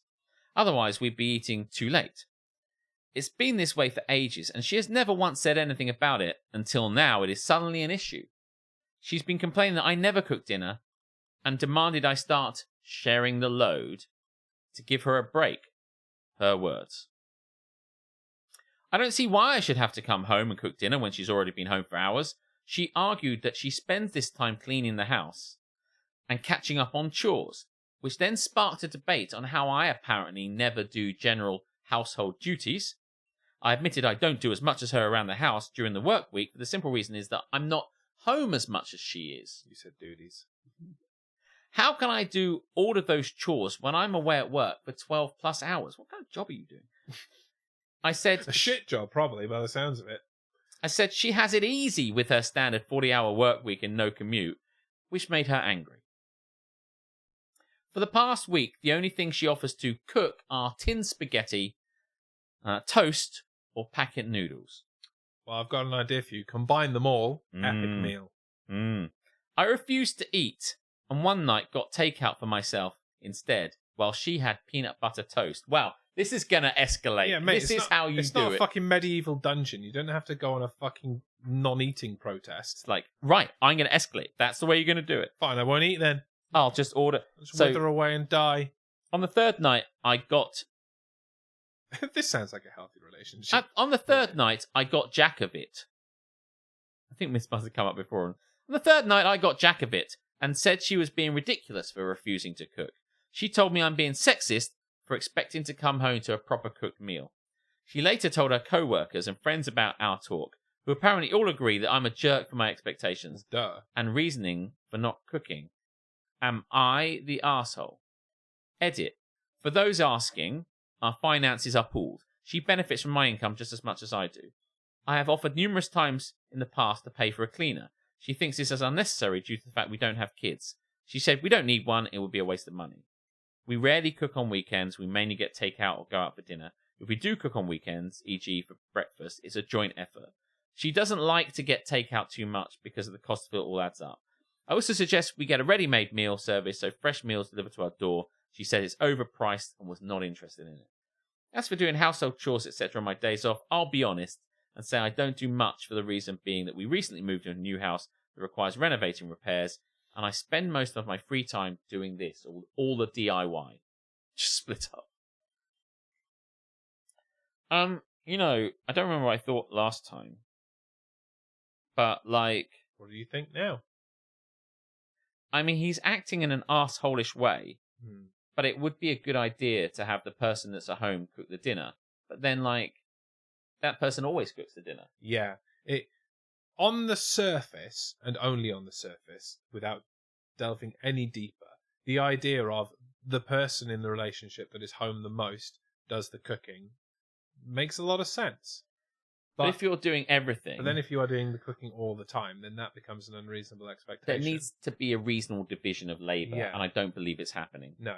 And it could be, rather than going for takeaways on the weekends, he cooks on the weekends. That's what I was thinking. He cooks 2 days on the weekend, she cooks 5 days in the week. That seems like a fair division of cooks labour, on the given weekends, the added time that she has. And like batch cooking has been said, Yeah. Make more on the weekends, do a load of stuff, heat it up, take the pressure off her, find a way, like, I'm cooking 5 meals out of 5. And she probably needs to be a little less stubborn about all of the other ways that they can help each other out around the house by offloading that shit via money. That'll work. You know? We don't need a cleaner, we haven't got a kid. What, so you don't make mess yourself? Only kids do. Get a fucking cleaner. Stop being a dick. I think there's a way in which they can compromise and move along with this one, but I think that what's happened in the part, I mean, this has all the hallmarks of someone going to sneeze. All the hallmarks of someone that's going to... can't do this without thinking of this, I guess. Where's the tissue? On the floor. Oh, yeah. I took them and threw them on the ground. I don't need your tissue. I threw the rest in the box too. Welcome to the real world, jackass. He angles in as someone that's a bit of a douche. Sure, angles in. But it's true. It's damn true. But I don't think he is a jerk. I just think this has been poorly... Oh, I think he's a jerk, completely aside to the story. I see. I think the way he's come about this and the way that he's trying to speak to his girlfriend is dickish. Right, yeah. Arsehole-ish, if you will. He's not doing it well. No. There's a way of doing this. They haven't found it yet. Yeah. Is he the arsehole for expecting my girlfriend... What's he say? She later told her co-workers and friends about our talk, who apparently all agree I'm a jerk for my expectations and reasoning for not cooking. Am I the arsehole? Yes, I think you are the arsehole. Yes, it's the word, as Duncan said, it's the word expecting that is the difference here. Yeah. You have no reasonable expectation of this of your wife. Perhaps if you just had a reasonable discussion about it instead of dropping the E word. Like the very fact that she's clearly unhappy and there is a thing causing this friction. You need to kind of sort this friction point out, and the fact that that's happening is not just spurious. It's not just random. There is a course to it, and yeah. So, mate, long story short, too late. You are the arsehole. But yeah, you should all just break up. Okay, I like this one.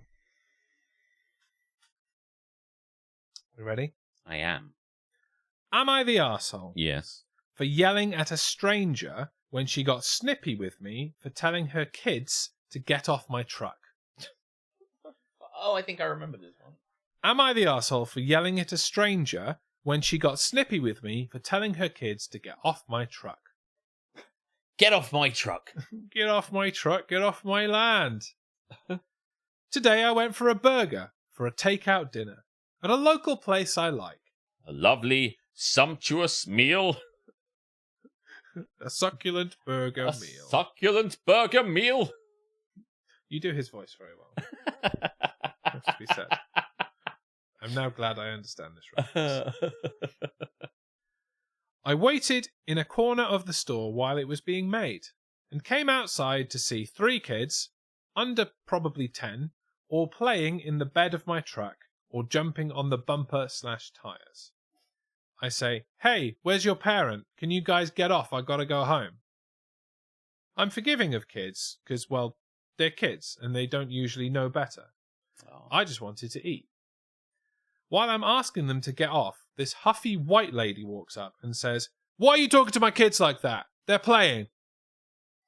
I explain that it's my truck, and I gotta get home. It's not like a swing set, mate. Get them off. And her response was something to the effect of, they're kids, they'll play, how dare you?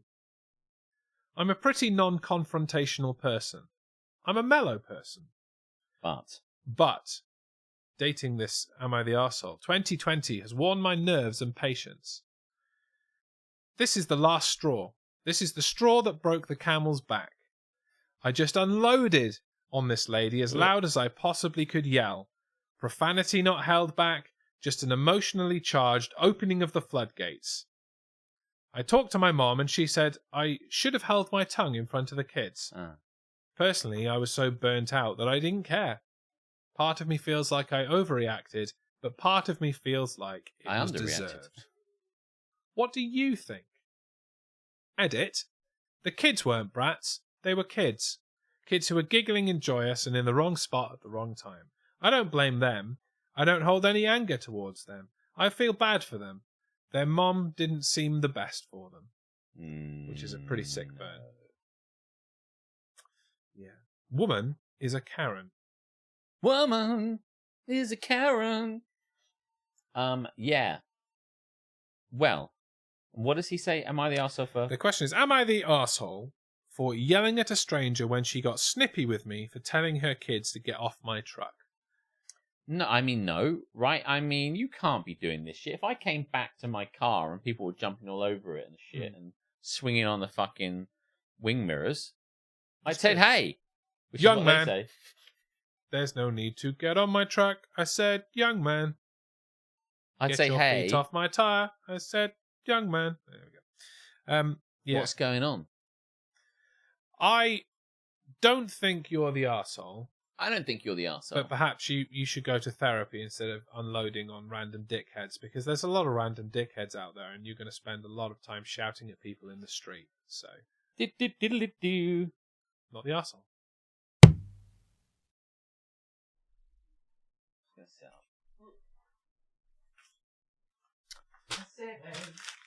What's going on?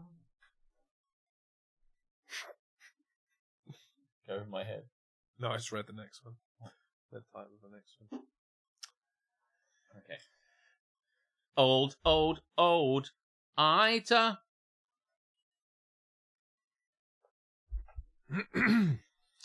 How are we doing anyway? Oh, it's almost 10:30. Yeah, we're getting there. Jesus. The next time I push a button, it'll be us getting the fuck out of here. Oh, I know. Well, not a normal button. I mean a 24 button. Oh, beep, yes. beep, boop, beep, beep. Oh, it's going to be amazing. Am I the arsehole for selling my PS5 rather than sharing it with my stepbrothers? Am I the arsehole for selling my PS5 rather than sharing it with my stepbrothers?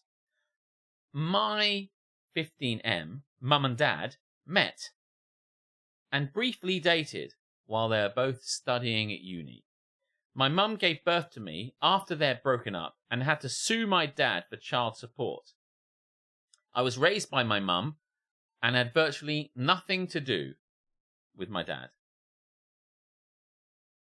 You've read this one before, surely. Even I've read this. Yeah, these are old ones, Tom. Ones that were recorded in shit quality on a potato. Yeah, we're just trying to get them all out there so that we've got them all to be TikToked. Yeah, that's why we're calling them old ones. Yeah, they're all old. You understand how old works? Yeah, we're just trying to catch them all up, basically, so that... These are the last two. Yeah. Then we're done. We're just making you more work, mate, is what's but we don't have to upscale them, so that's... We don't need to upscale them. That's the important point. bit. They can be taken right now, made into TikToks, quick, sharp. That's what they can do. Yes. I was raised by my mum and had virtually nothing to do with my dad throughout my childhood. My mum was an international student and her family cut ties with her due to the circumstances of my birth. Tragically, 2 years ago, I lost my mum to cancer and thus I was placed under the care of my dad. My dad has remarried and has 2 sons, 5 and 7. Shit names. He couldn't resist. With his wife. It wasn't a bad arrangement at first, but we were all essentially strangers. I was given a bedroom to myself and we shared some meals, but other than that, I kept to myself. About 10 months ago, I was lucky enough to score a casual job at an aged care facility as IT support. It was stupid easy money as it involves installing and maintaining a dozen or so common PCs used by the residents plus running basic computing workshops. Showing old people how to open solitaire. That's what he was doing. Yes. I ended up accruing a whole lot of disposable income in a short time. Stupidly, instead of just keeping quiet about it, I decked out my room with a new TV, headphone, Just one. just one side of it, and a PS5. He's been watching all these DJs just like doing it in one. He's like, I guess you only need one. Obviously, this setup was of great interest to my two stepbrothers. Initially, my rule was they could play the PS5 anytime. I wasn't using it, but I would get first dibs if I wanted to play or use my TV, which seems reasonable. I get first dibs on... I get to use my stuff first because it's my stuff. When if I'm not want, using it, you can use it. Seems reasonable. It's a simple flow diagram. It's not difficult to understand. Even for small children with shit names. I was also super accommodating by buying an extra controller, which I didn't need, and several kid-friendly games. Kid-friendly? Oh my god. And several kid-friendly games that they wanted to play. I eventually had to change the rule to only play when I was there because the 5-year-old destroyed one of my controllers through spilling juice on it. Oh my god. This is where the drama started. Juice. They whined to my parents. One of them is your parent, but anyway. Who then ordered me to place the PS5 in the living room. I refused, stating that I purchased it with my own money. Yeah, fucking right. More than you did to me, Dad. Shots fired, he doesn't say that. This led to their argument that I have too much money and I should contribute rent, utilities, and food money. I called their bluff and said, sure, draw up a contract and I'll get a lawyer to review it to ensure it complies with the Family Law Act. My dad then told the boys that he was going to buy a separate PS5 for the boys for Christmas. But the dude is clueless about the global shortage and a complete deadbeat, so who gives a fuck? Doesn't say that. But he's clueless about the global shortage that existed at the time. Finally, last night, after realizing that he had zero chance of buying one for close to RRP, my dad threatened me to either voluntarily gift my PS5 to the boys for Christmas or he would toss it in the bin while I was at school. I was so pissed that I went on Facebook Marketplace and sold the PS5. The boys found out today and they were devastated. I feel really bad because they shouldn't be punished for this shit show. My parents are in their room talking about me and I'm sitting here in my room. Am I the arsehole? Could I have handled this better? Not really. I think you pulled the ultimate boss move, really. Super boss move. Yeah. And by the way, you're the only one being an adult in this situation, and you shouldn't, as a child, be expected to be an adult. Fucking hell. That's a cunt. Yeah, just don't hold back, James. Tell us how you really feel. Yeah. So, yeah. Listen. Unfortunately, there was an epic update to this that continued over the course of the last 2 years. Oh, really? And I say unfortunately because it all got deleted and I haven't found a way to recover it. But it became a huge fucking thing. Oh, really? The dad, having learned about this, went on Reddit and wrote an Am I the Arsehole from his own perspective. I think this rings a bell. And the dad did not come off favorably. He did not come off well, yeah. At that point, the situation was introduced to the extended family, yes. And the dad did not come off well in the situation.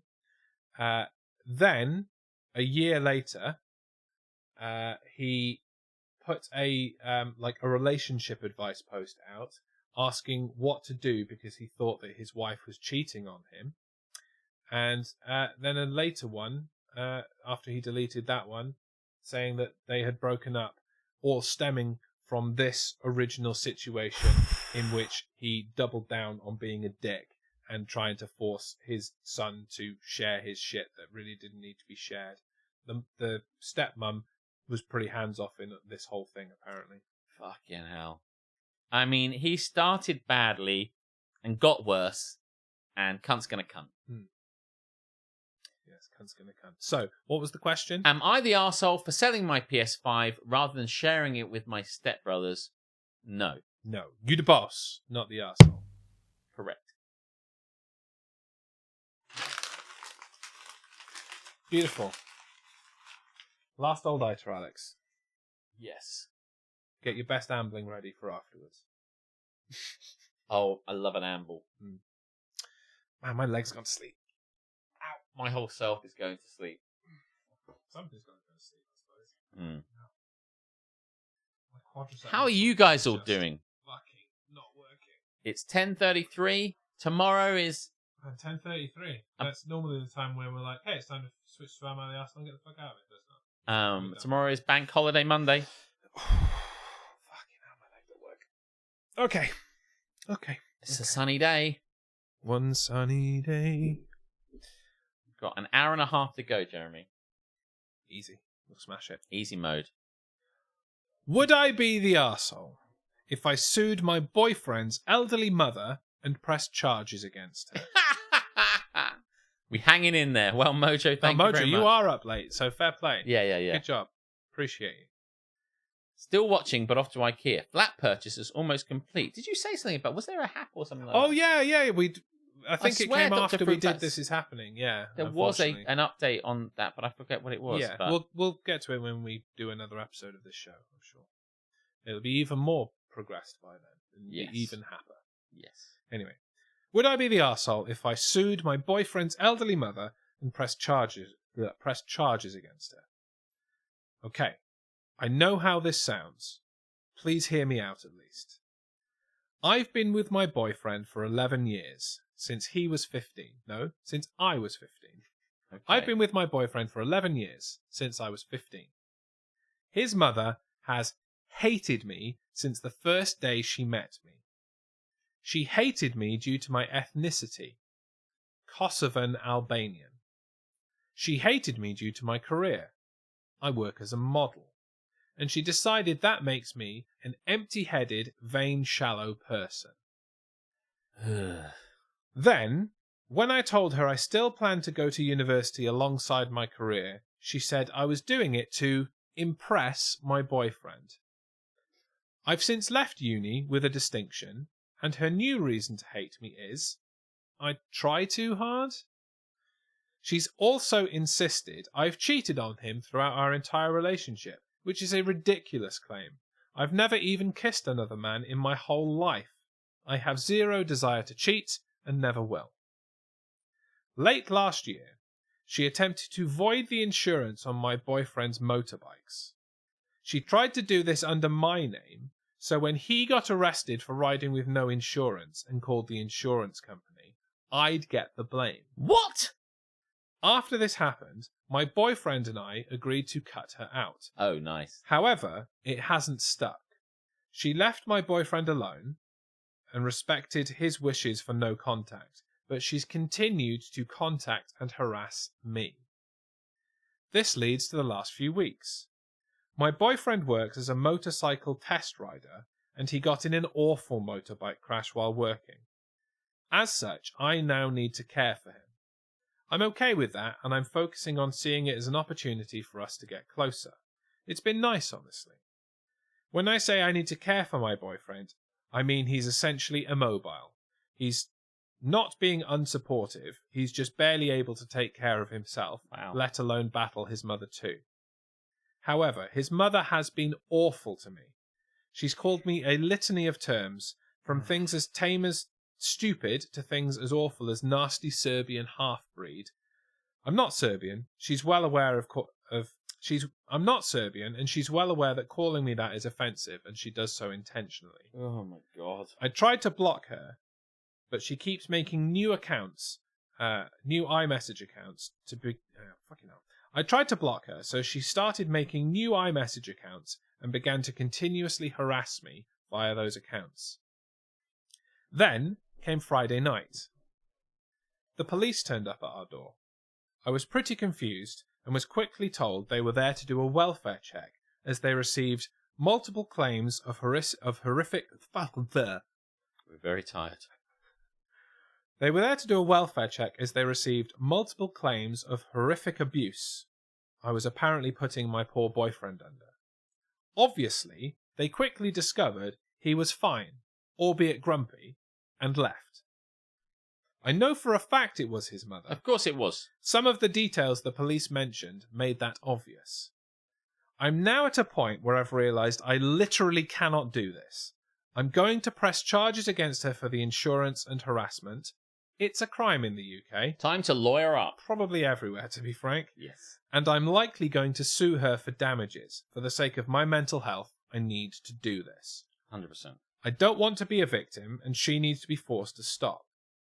I have mentioned my intentions to her if she doesn't back off, and she's pretty much mocking me and saying I won't. I absolutely will. Yes! I just feel like this morally may make me an awful person. No. She sucks. I know this. It's more than that.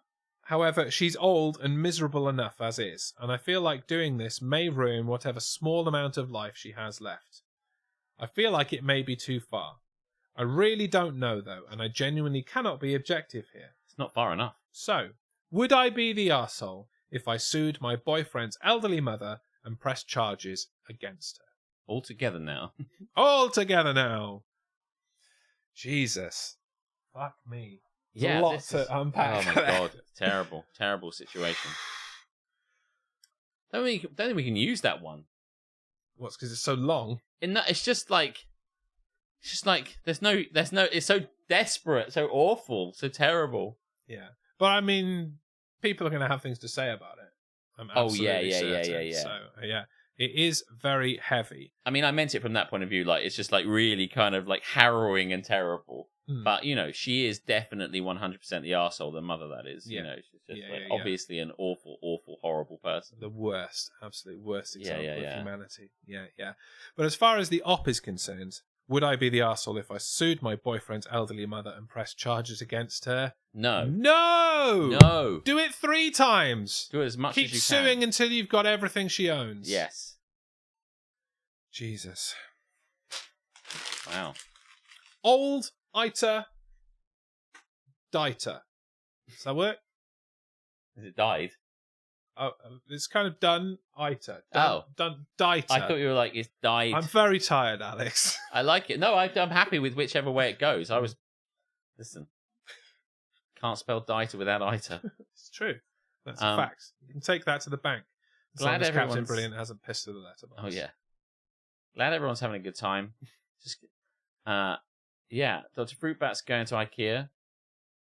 Vanessa's enjoying a coffee, easing into the day. Beautiful. Nice. Beautiful. It's good. Some people are starting their day, Jeremy. You've never got to start your day with DGMS before. Well, not live anyway. I mean, now that you've watched us on a Sunday morning. Is it Sunday? What day is it? Is it Christmas Day? It is Sunday, right? It is Sunday. Yeah. On a Sunday morning, there is a whole back catalogue you can work through of Don't Get Me Started to enjoy DGMS on a Sunday morning. I like a breakfast show. I'm just telling you to watch us, basically. I can't put that in a succinct sentence. Watch us. Work out what I'm trying to say. Yeah. I think we should make this a regular thing. I mean, we could every now and again do a Sunday morning. It wouldn't be this early normally. It'd probably start at like 11 on a Sunday. That seems DGMS like breakfast show. I've always wanted to do DGMS lunchtime show. I mean, I quite enjoyed last night's kind of bits and pieces. But... Yeah, I liked all the 12-hour and all that kind of stuff. Yeah. I will never do another 24-hour. I will never do another 24-hour stream either. Been there. We've learnt our lesson. Done that. Made some cool ass graphics. We can repeat it exactly. Yeah, if you like this 24-hour stream, do one yourself. Or do one yourself. Yeah. Do one yourself. Fools. Yeah, Darren always says that. Yeah, well, Darren has stopped. So yeah, but like Darren felt a purpose towards. Yeah, he was charity. raising money for charity. We're just raising money so we can buy a shit car and drive it across Europe. He believed in a good cause and was doing the right thing, and everyone just came and took, and he didn't want to do it anymore, and we didn't want to do it for a good cause. We just thought it would be a bit of a giggle. It'd be once. fun, and it was it. Is currently will be. Never he again. Wanted to do it. He wanted to do it. He wanted to keep doing it. You know, we don't want to keep doing it. No. That's the difference. His thing was not a one-time deal. I think we will 12-hour again though. I could see that coming, but I'll be honest with you. Not regularly. Just a special occasion. Sunday morning show. Would you cook us well at the shows on the TV? I think we'd need a studio for that. I don't think either of our premises really lend themselves to. No. We need a kitchen island that you can put a camera the other we side need a of. big thing, and I just don't see it. But I mean, it would be nice. It would be nice to do that. We've done the kind of cocktail kind of stuff. Having now done this, the 24-hour stream, do you have any other ambitions for Don't Get Me Started about the types of show or locations or things that you would want to do? Having done this, do I have any? No, I don't think so. I mean, I've always thought it'd be nice to have like a permanent studio set up. That would be cool. Yeah. So that we don't have to like take over like the places that we live in. But 8 hours is fine. Buying a new house with a studio kitchen 12 is till fine. 12 would be fine, right? Yeah. And even the bit afterwards where we did some Jackbox, that was fine. It was just a late night. That's fine. But won't do overnight again. DGMS on tour. If I ever felt we had enough people to want to watch that, that's fine. But we are not near that. No. I have one ambition that I would like to do for DGMS. Yes. I would like to do a garden stream. Oh, okay. Yeah. I would like to do it in the open air. In a garden. Go to Pueblos. What's that? It's Freshcope's favorite restaurant, I think, over in Texas. There you go. That's a big tour. You pay for it at Harmstone? Pay for us to go to Pueblos if you want. I've been in bed for 24 hours. You know, like, that sounds good. Yeah. I could do that. That's bed can. That's my next 24 hours. We're going to film it. Right. Oh. I need to go to the loo. That's fine. You do that. Yeah. I will probably need to go in a moment as well, but that's fine. We are... Hang on, let me math. We've got an hour and 15 minutes left, which is pretty good going. We've got 2 definite segments to do. So we're going to take it into Am I the Arsehole again at about 11:30. We've got controversial opinions to do. That's probably going to take a good chunk of time. We'll probably start that about 11 so that we can get that in. And yeah, we might do a giveaway. Shall I open the thing in case Alex wants to do a giveaway? I'm sure he will. I don't think we've got anything to give away is the only issue with that. But I'll open it just in case. Because I wouldn't want to not be prepared.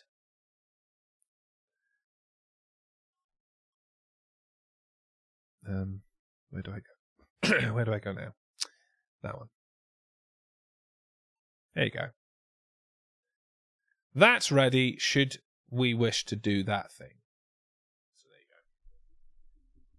go. I already told Jaeger I won the bag. Beautiful. Beautiful. The bag. I mean, he doesn't have the bag here is the problem. So he's giving away something that he can't remember where it is. It could be fucking water damaged in storage for all he knows. Yeah. I was told there would be breakfast. Yeah, the thing is, we didn't make it. We didn't do it because we ate at 4 a.m. and then weren't hungry again. Yeah.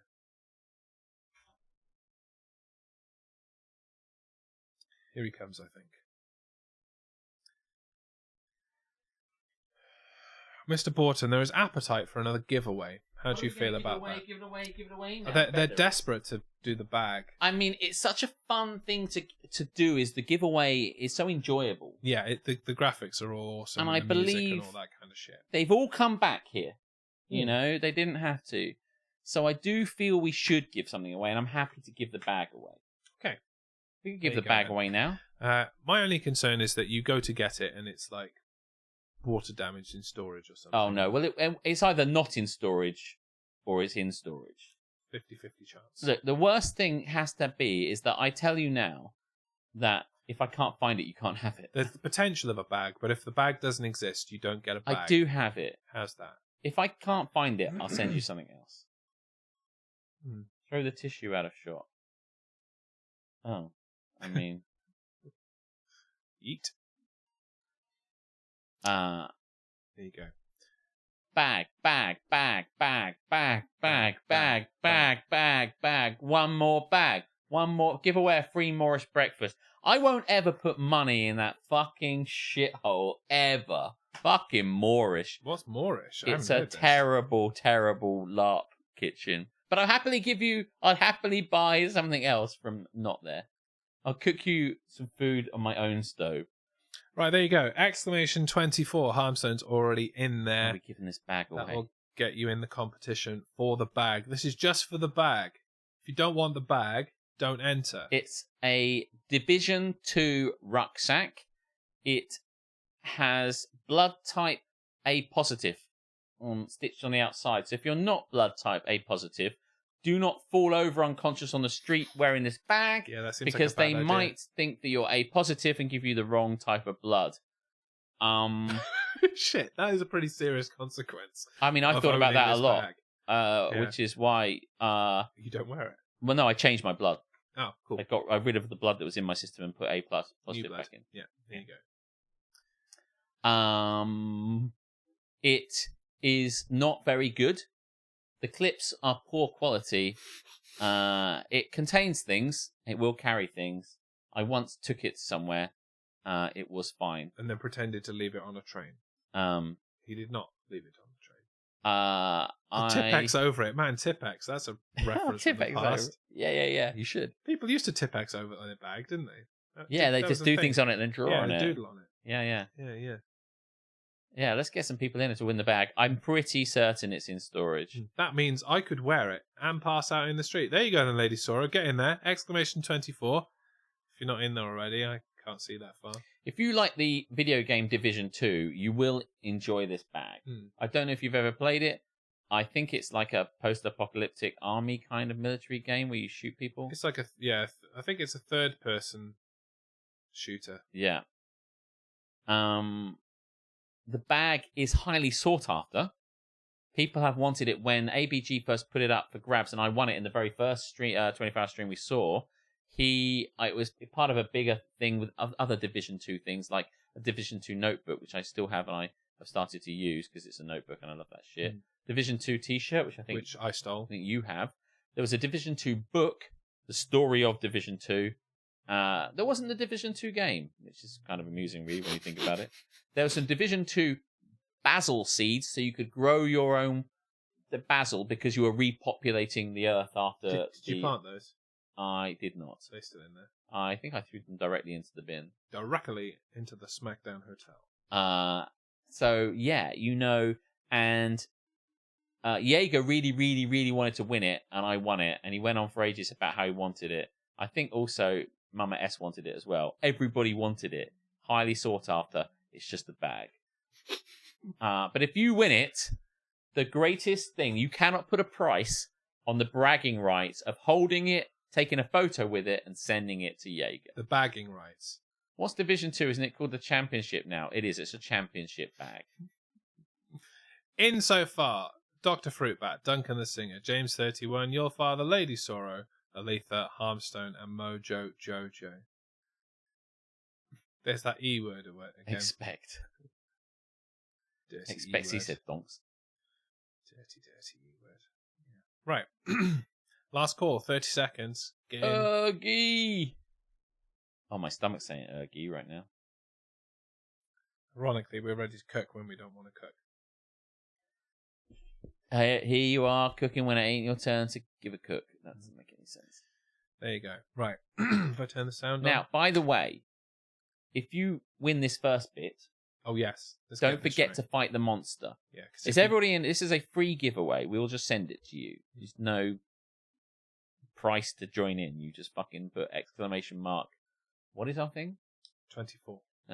Exclamation mark 24 in the chat and join in. Yes, but I think we've got everybody in. Yeah, that'll do. I'm very tired. Here we go. Good luck, everyone, except obviously for Duncan the Singer. By the way, this is the one that Duncan wins. I hope not, because that's hilarious. I won nothing that entire time when I won the bag, and the bag Won was nothing, sir. the only thing I won. If there's any symmetry in this world, this will be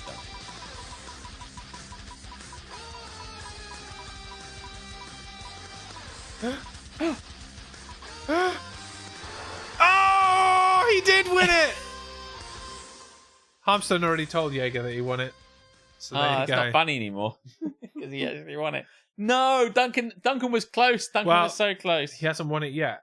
He's got to fight for the right to Party. bag tea. can't believe that Harmstone would ever.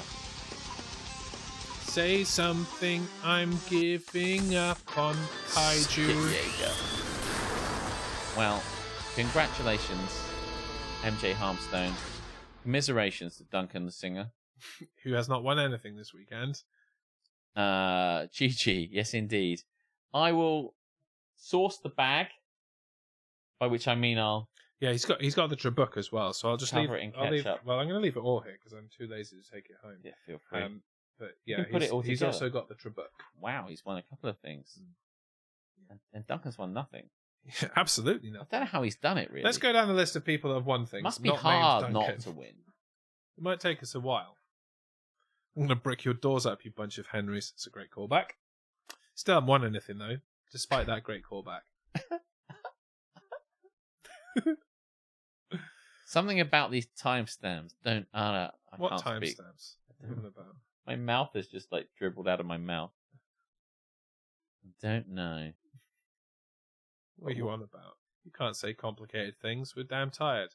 So tired. Almost 11 o'clock. We're almost an hour away. Almost. Yeah, yeah. And to be fair, between the two definite things we've got left, I think we are home dry. Yes, because it's controversial. Yes, which I think we do in 6 minutes at 11 o'clock. And it's new ITA. Correct. And we do have loads of them if we want to, but yeah. We can get there. We can get there.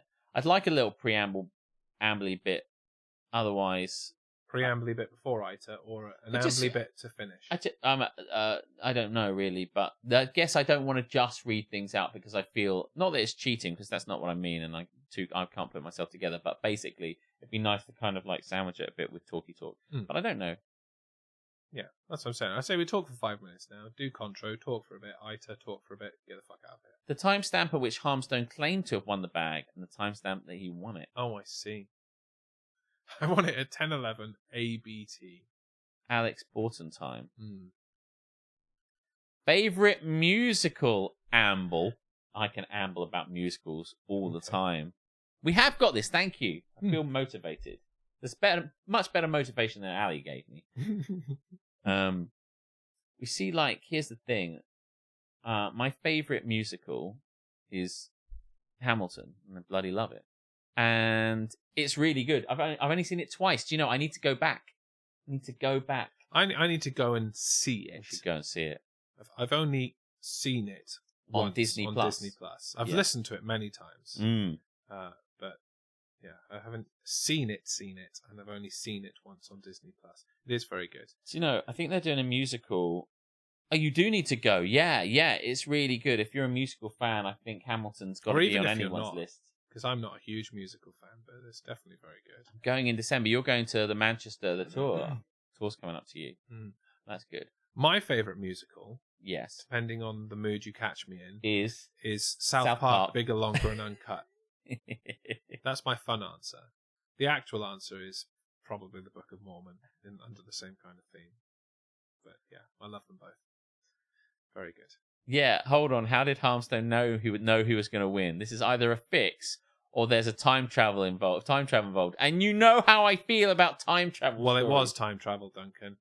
You will note now that Harmstone is donning a moustache. It's not actually MJ Harmstone. It's his doppelganger from another dimension. Pay close attention. MG Harmstone. I'm Stone. AB, thoughts on 10 to 20% of the audience of Oklahoma walking out during the production? Oh man, shit. Oklahoma. Or Oklahoma, whichever you like. Do you know?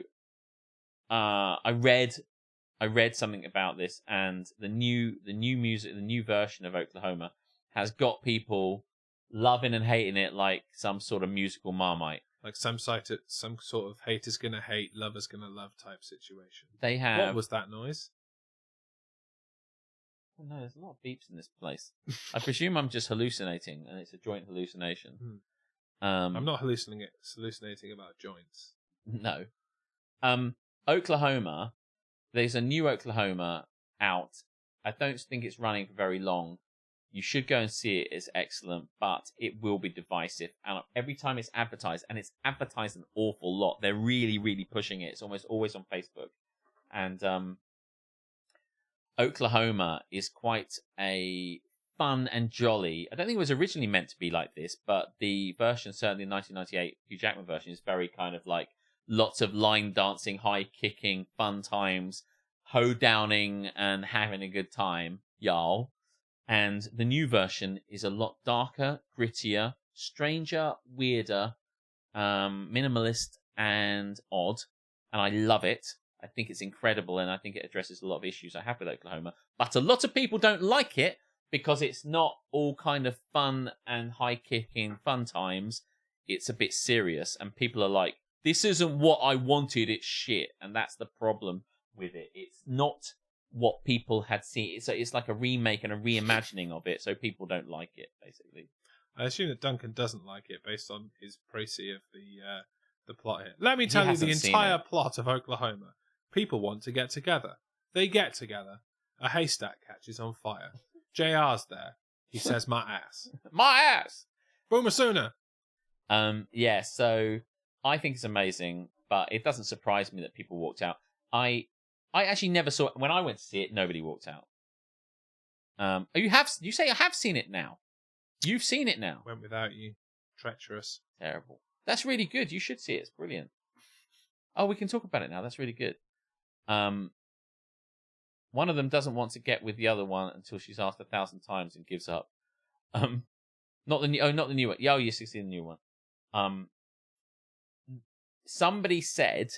Somebody told That's me. all I could think of. Somebody said in Facebook. By the way, what happens is they advertise it in Facebook, and then all the comments say, "This is great. We have to go. Can we go? This is great." And then a load of people are like, "This is shit. It's the worst. Don't go. It's nothing like Oklahoma. This is not my Oklahoma. Not in my name. Jesus fuck. Don't go to see it." And I'm like, I want to say, I get why you feel this way, but it's really good. But I have a rule, which is I don't get involved in that shit. But what somebody did say is, I think it's super I think it's postmodern and pretentious, but I don't think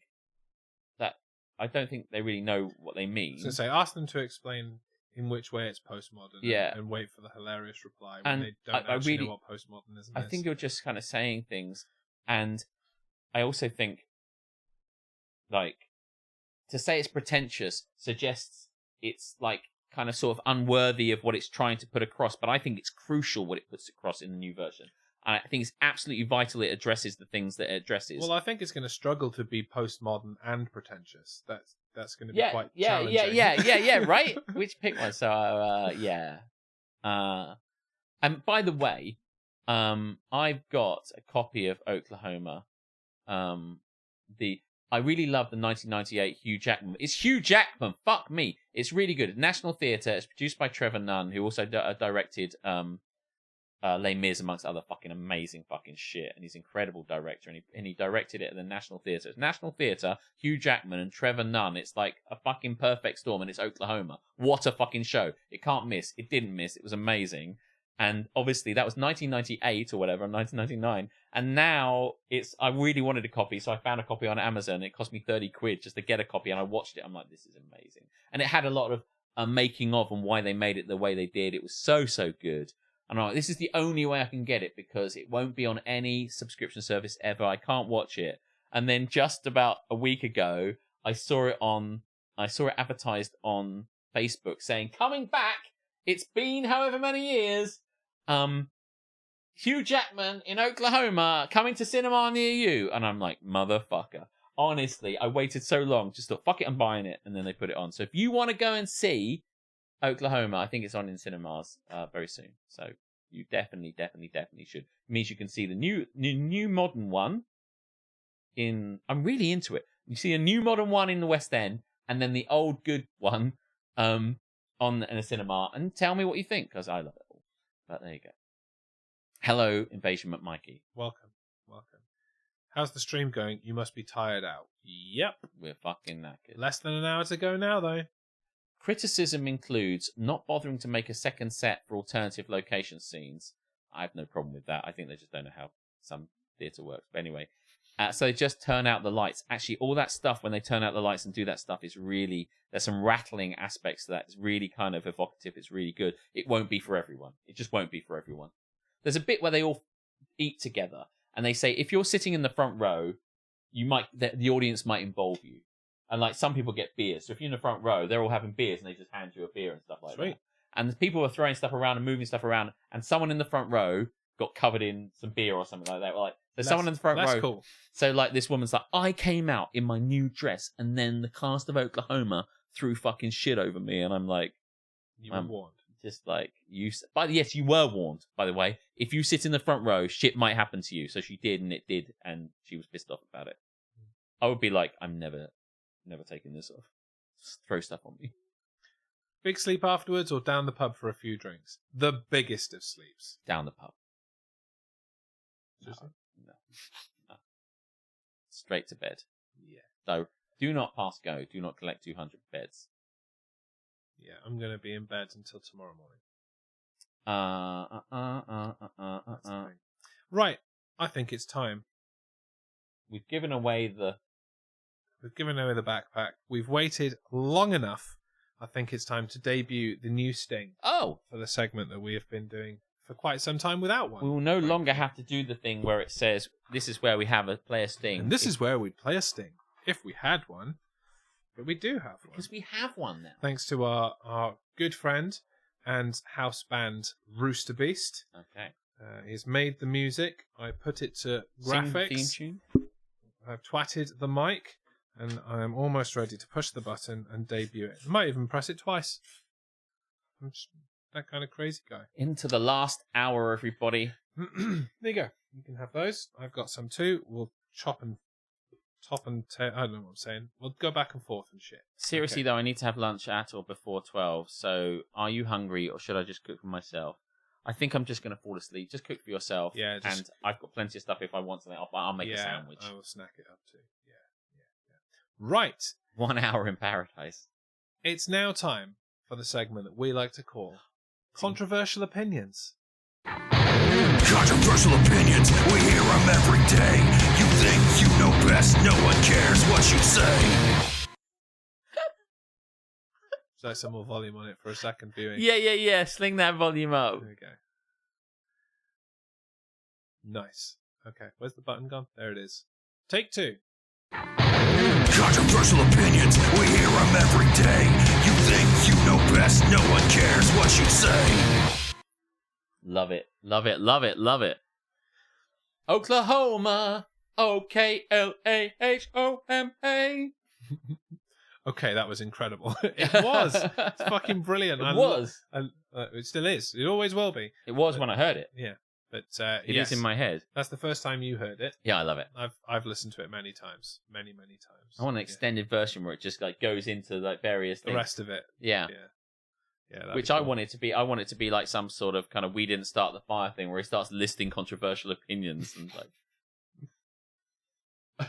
Oklahoma right after that is a hilarious transition. Oklahoma, okay. Okay, what is controversial opinions, Alex? If that didn't explain it to you, then I will.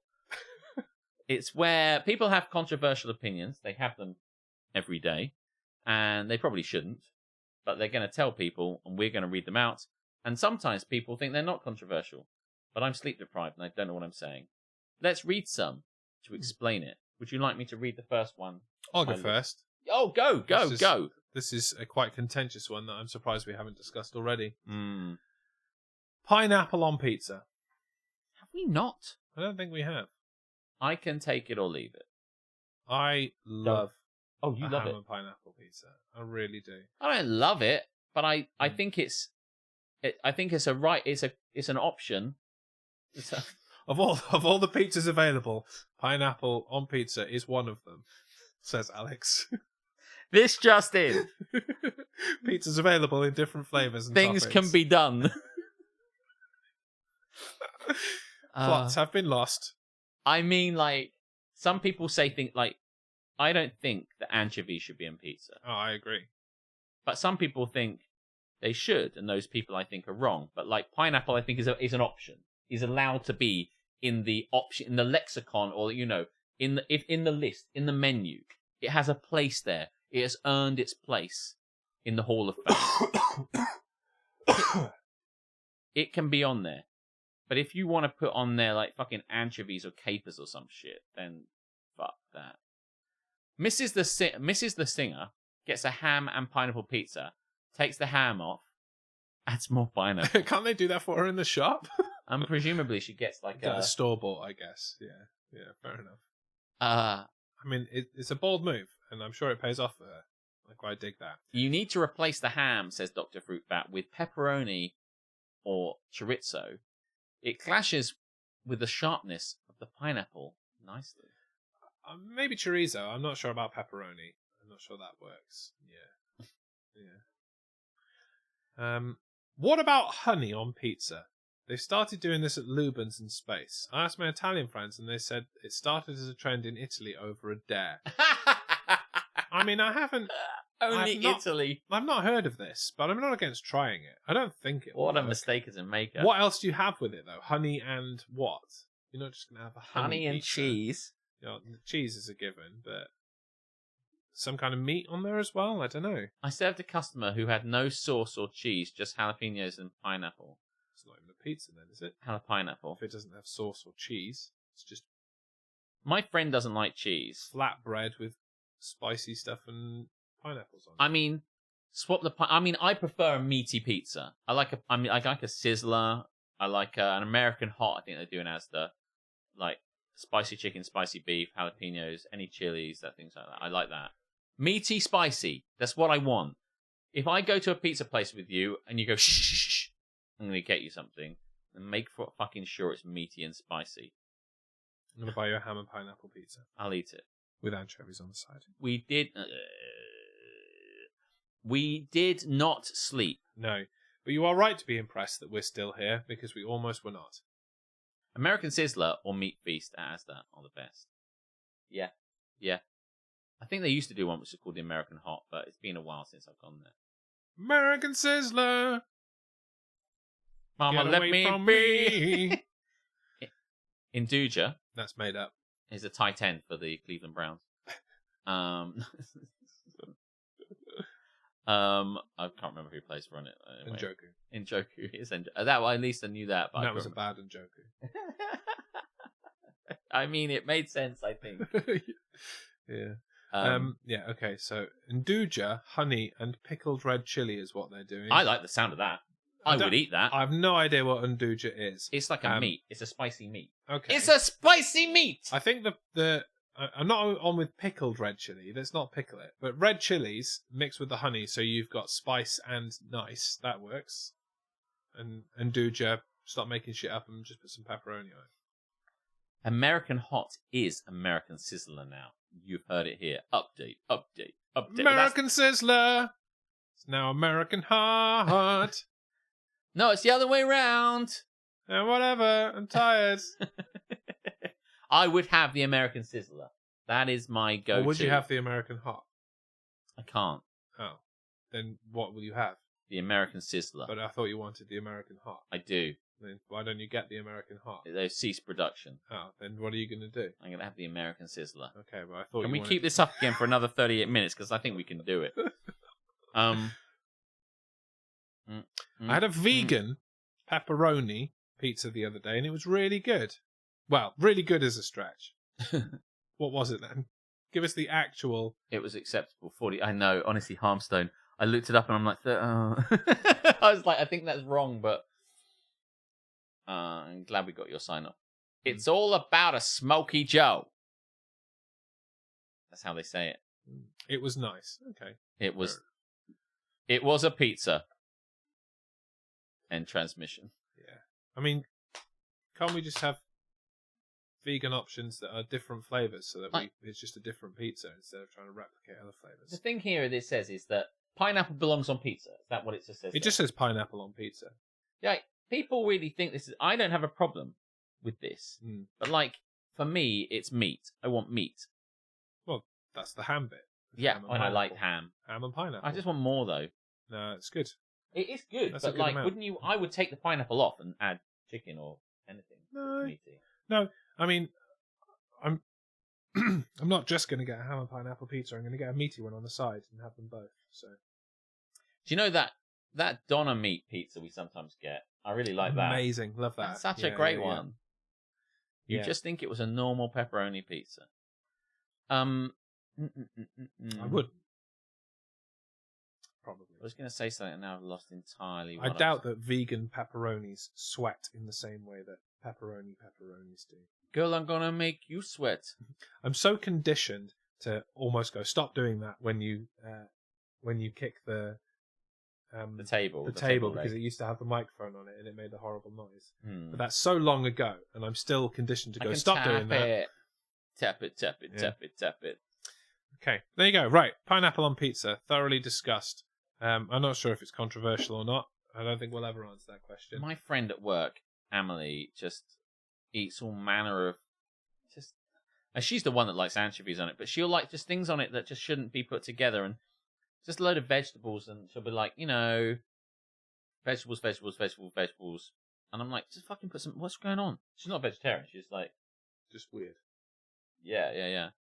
Do you want me? Are you reading more, or am I? It's your turn now, yeah. If you own a convertible car and have the roof down between October and May, everyone is laughing at you. I mean here, yeah, because you're getting very wet. Yeah, it's raining on you. Yeah. And yeah, I mean, sometimes I have seen people driving, like, you cut to the chase, driving a convertible in really bad weather when it's just, like, horrible. Or even just grey overcast weather. It's Yeah. just so You need to have a lovely day. Like, put the fucking top down in this. Yes. But if it's fucking overcast or bad, then yeah, people are laughing. I mean, you can compare it to shorts weather, really. If it's shorts weather, you can have the top down. Yeah. Otherwise, put it up, mate. Yeah. You look ridiculous. I mean, yeah, that is true. I'm not sure why anyone would want to own a convertible in the UK. There's such a small window of opportunity to use it. Because even on the days like this, you've got to get out there. And this past couple of weeks has been no exception to what I'm saying. It's windy as It's so fuck. windy. And it's a really cold, horrible wind. So you Yeah. don't want the top down anyway. So you think you can go out of it? It's this perfect day, and then you're out there going. Yeah. Like, I'm still wearing hoodies and jackets outside because the wind is so fucking cold. Still in shorts, obviously. Got a hair to keep me warm there. But yeah. Jesus. Easily win all week. It was. Is there again next week? Because I can't abide that. I really can't. Here is one that I can't really discuss, but I'm hoping you can. The Office US is far better and funnier than the UK original. I think it is. I think it is better. I tried to watch the US Office. I could not get past the first couple of episodes. It was trite and bullshit. The first couple of episodes are word-for-word remakes, straight across from the original. Maybe Office. I'll try the later episode then. But the UK Office is very, very good. It's very it's clever. incredible. And I don't expect that the Americans, no offense, have been able to replicate that level of humor. No. So there's more. There's probably more slapstick and nonsense. There's some to unpack here. There's something to unpack here, but like he says in his tired state, that I have watched all of the American Office, and it took me a while to get to it because I kept just being like, I don't want to watch it. And it wasn't just this kind of attitude of like, it can't be better. It was never that. It was just like, oh my God, that's a task. When is it going to be the time to put that on the... And a friend of mine I used to work with was like, you got to watch it. And I'm like, yeah, but like, do I have to? Because is it going to be that good? And then there was loads of clips would turn up on my Facebook. And I'm like, yeah, I mean, I'm enjoying the clips. Yeah, I mean, you know what I talk sometimes about the idea that like, sometimes things take a while and you're like, maybe I should be fucking watching Brooklyn Nine-Nine, or maybe I should be watching ... And American Office looked really, really good. And I was like, okay. And then eventually we just watched, it all. And it is an entirely different animal. So in many respects, it's kind of unfair to do it. But when I then watched some of the episodes of The Office UK back, it felt very grey and it felt very quiet and dull and strange. It's based in Slough, mate. What do you expect? It's true. But like when I first watched it, and this is the difficult thing about the comparison aspect of this, is like when I first watched The Office, it's just so incredible and it's so super cringy. Yeah, they both are, but it's just so and it's so perfect and so well done. But like when it's like when I go back, I was like, oh, and it's just a really awkward thing. But it's hard to say. I've said so many times when me and Aletha were watching it, just how perfect The Office is, especially for The Office's ending, is exquisite. It's just so good. It's just, and it's like 2 seasons and this Christmas special bit. It is just so perfect.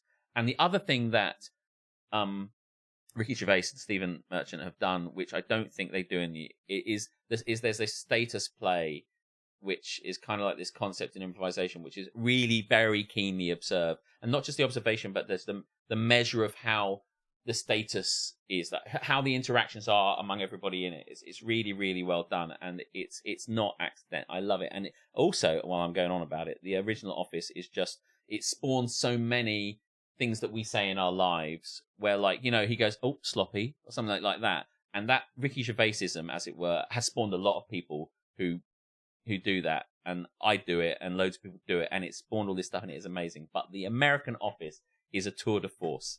And it's just so good. And I think it's just... Maybe I'll give it another It's go. just really such an And what they did was they cut it across, and they did... There's an episode where they pretend to fire someone in the original Office, and then they just do that episode, and it's as cringy as the first one. When they're allowed to do their own thing, it is just... it's just so much fun. It's so much fun. And the characters are so great. And I think they are probably better. But the... they're both cringe, because like... Michael Scott in the American Office is super cringe as well, and terrible, and says all the wrong things. And there's one episode which is just the most cringe I've ever seen, and it's one of the later episodes of the American Office. You've got to watch it. It's oh my god, it's so bad, but it's brilliant. And I know that Duncan disagrees, but like I really feel I just have to put my flag to a mast at some point. I would rather watch an episode in the American Office than the English Office. Well, I just would. I just rather. I don't really, except unless it's the Christmas episode where it all comes right. I watched that bit the other day, and I was like, oh, it's pitch perfect. Which they don't have quite so many moments like that. But oh my god. Anyway, so cool. But they also don't have some bit. I can't talk about this forever. But like there's this bit where like he says something like I can't really say something like perfection is, and that is what I want, or something like that, or some sort of like nothing stupid thing. At one point he says, if I was going to think of 4 geniuses, I probably wouldn't think of like Einstein, you know, this, and he lists all these people. I'd probably be like, and he goes on about, I'd be like, you know, I'd probably be thinking of like Cleese, such and such, and names all these comedians, because it's like fucking like Everett, Cleese, somebody. And then he pauses and he looks at the camera and he goes, Sessions. And it's just like, oh my god, it really is really good. But dollars to donuts, you get more entertainment bang for your buck in the American Office. It's incredible. They are super different. They're super different. I feel like I've really gone off on one on that, but it's fine. I just need to run for a piss, and then I'll keep talking about you can do The Office. You can do your next one then. Okay. Am I waiting for you to do the next one? Or do you want me to do the next one while you were... It's the gin one. Oh, you can do that one. US Office is more of a standard sitcom, but it is genuinely great. Like, I always thought it looked a bit... You know, when people really dug it, they dig it so much, the US Office, that I think it became a kind of... a self-fulfilling prophecy. Like, you must watch it, it's so great, so you must watch, like, you've been told. But it's just there's so many good bits in it. Oh dear. The growth of gin baffles me. Clever marketeers decided that basic gin actually tastes dreadful and was always a cheap drink to make and consume, so they decided to flavour it, call it fancy names, colour the bottles, and idiots pay £40 or more for it now. Well, I mean, a lot of products, I would say, people decided to dress something up and make it more beautiful to market it. That's just marketing, sure. Like, apply it to anything. But the growth of gin baffles me. I mean, suddenly there was this gin revolution, and everyone went crazy about gin. Gin is disgusting. Why do you want to drink that dries your mouth out.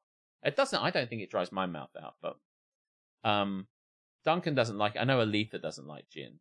Aletha doesn't like gin. Rail doesn't like gin. Duncan doesn't like gin. I do like gin, but I don't drink a lot of it now because I feel like. Do you drink gin? You don't really, not a big gin. No, I've never really given it a chance. It just doesn't seem like my kind of thing, really. I didn't like it. My brother used to have it quite a lot. This is Stephen used to drink it quite a lot. I'm like, gin and tonic seem to be the kind of thing that an RAF guy would drink a lot of. And my brother Matthew used to love it, and I used to think it was a bit that the tonic was a bit bitter, and I didn't really like it. But then I drank some of it one time, and I thought it was amazing. So now I'm a fan. But I do kind of sort of get this. Gin is bad. Gin is bad. There you go. This one is controversial. Very mixed opinion. Gin is okay with a mix. I mean, I can't imagine. I was about to say I can't imagine drinking gin straight, but I do it most weekends when I go and have the martini. So you know. Yeah, I definitely don't like tonic water, so that doesn't start things out very well from a gin point of view. I mean, I like gin. I was about to say I really like gin, but I find that like it goes down very quickly because it's quite easy to drink, and then I'm left with like I don't order it now because I just don't think I get enough out of it. Proof be if proof be needs be. I know. If I feel like, yeah, I mean it's a short drink. And it's got, if you put in too much tonic, all you're tasting is the tonic. So a lot of the time you got this tonic and it's like, now I can't taste the gin. And so then people get these flavored gins and now you're like just tasting a flavored gin. You know, I do like it, but I do sort of get where this person is going. People really got confused over the explosion of gin, but I felt the same way. I feel that way about rum.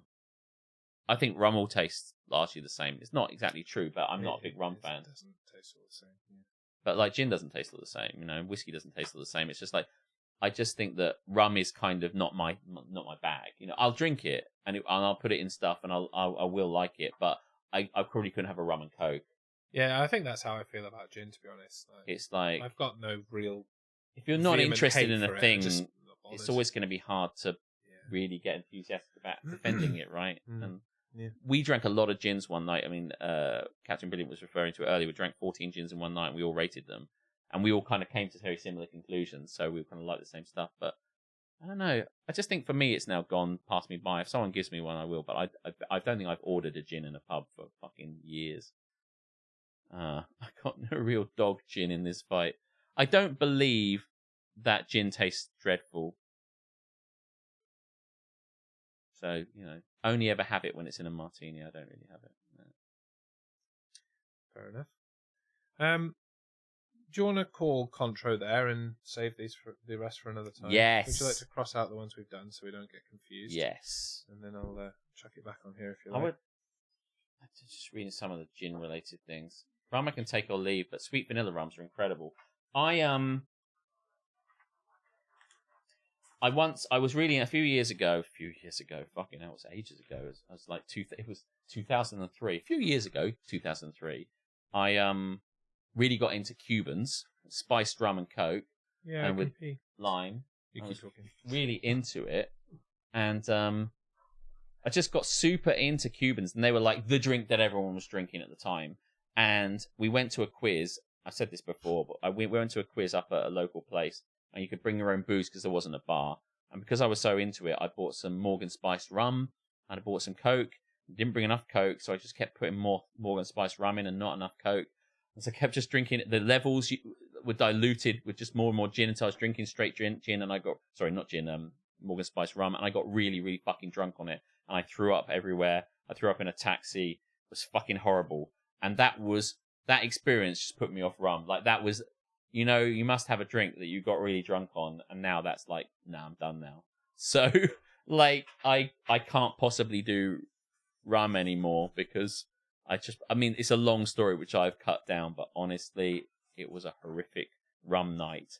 And I lived with Duncan the singer at the time, and I was drunk on it, and I was collapsed at the top of the stairs, and Duncan kind of came home to find me at the top of the stairs, like collapsed, and he's like, the fuck? Yeah, and I shouted, it's obviously fucking Quidditch at the top of my voice, because there was a Harry Potter round, and I was just getting obnoxiously drunk. It was terrible. It was actually kind of amusing, but I hesitate to really say it was massively amusing. Can't touch Prosecco for that reason. Yeah. Cider, says Vanessa. We used to drink Cubans. It's just, it used to be this thing, Cubans. And everyone's like, and it had this real, because it was limey and it was nice. It was good. But then suddenly, yeah, no. A bit too heavy for me, I think. I feel I'm really drinking it. A bit too heavy. I just want wine. Let's have a lot of wine. I don't drink at all now, but Jaeger was the one I couldn't do after an evil session on it. Like, everyone's got one of those, haven't they? A drink that you had saying. A terrible night with, and now you can never drink it again. It was Cubans for me, and cider uppercut. Yeah, it was just like, I think at one point we used to do this thing called the alphabet, and it was a bet that we could go to a pub for every letter of the alphabet. So it's an al pub et, because you're going to pubs and it's an alphabet and it's a bet, right? So you can play along if you want to do this one year. And so every fortnight we went to a different pub starting with a different letter of the alphabet, right? Because there are 26 letters of the alphabet and there are 26 fortnights in the year. It works out. So you go, the first pub we went to was called the Admiral Pen. The these don't count. So if it's the Queen's Head, it's a Q. So it works like that. And we went to the Admiral Pen and they were like, you've got to try this thing. It's called Jaeger. And we're just doing the Jaeger straight. At this point, the Jaeger bomb, the mixer of a kind of an energy drink, hadn't evolved. So everyone's just drinking this fucking Jaeger straight. But it was like, and we're like, what is this stuff? And it's like, oh my God, it's Jaeger. And, you know, and don't look for it. It's not there now. The Admiral Pen was a wonderful bar run by some Dutch guys, and it's gone now. But yeah, they're like, oh, it's amazing. But yeah. And we got into it, but then suddenly it came along and just went mad. And I don't really like Jaeger bombs. I don't really like Jaeger bombs. And I was at Curious Pastimes at Renewal last year, and we're hanging out with Elliot. And Elliot was drunk, and he kept wanting to buy me drinks. And he's like, let's get some drinks. And we went up to the bar, and he was like conspiratorial. I love conspiratorially people coming up to me and wanting to buy me drinks. And he's like, let's get some drinks. I'm like, okay. He said, let's get some shots. And as you know, I'm massively accepting. So I'm like, yeah. And he went, let's get some Jaeger bombs. And I'm like, yeah. And he just went, like, I think he said something like 8 Jaeger bombs or something like that. There was just 2 of us. I swear he said like 6 or 8. And I was like, oh, I thought he was going to get me 1 Jaeger bomb. Am I okay with that? Well, I've got chung, chung, chung, chung. And we're standing at the bar and there's like 4 of them each. He said, there you go. Better get them down you. And I'm like, oh, fuck, I'm a dead man. What the fuck's going on? I can't be drinking this. Fucking hell. It was so stupid. And I'm like, okay. And he's looking at me like, we're drinking them. And I'm like, then we're doing it. Okay, so we're doing this. But I would not want to drink Jaeger bombs. I don't really want to drink Sambuca. I have a list of everywhere we went for the alphabet, apart from you, which I just can't remember. No, and I want to say something like the unicorn, but I just don't know. But the alphabet was a lot of fun. And only 3 of us ended up completing it. Going to every pub is what we did. There you go. Thank you. Are these... They're right on the arses. I'm not suggesting we do all 4. I'm just divvying up and we can do what we want, basically. Because, Alex, we've reached that time. Yeah, it's 11:30. 11:30. There were times when I didn't think we were going to do this, but I feel confident saying we're going to pull past the line. I think we'll be all right now, yeah. Yeah. I mean, it's half an hour. Yeah. It seems likely that we'll make it through. It's like, I genuinely believe nobody likes Jaeger bombs, but everyone drinks them and claims that they like them. I think that too. I don't know if anyone really likes Jaeger bombs. I don't like the Red Bull aspect of it. The Jägermeister's fine. I don't like energy drinks. The Jaeger bit is like mentally and herbally, and I just don't like that.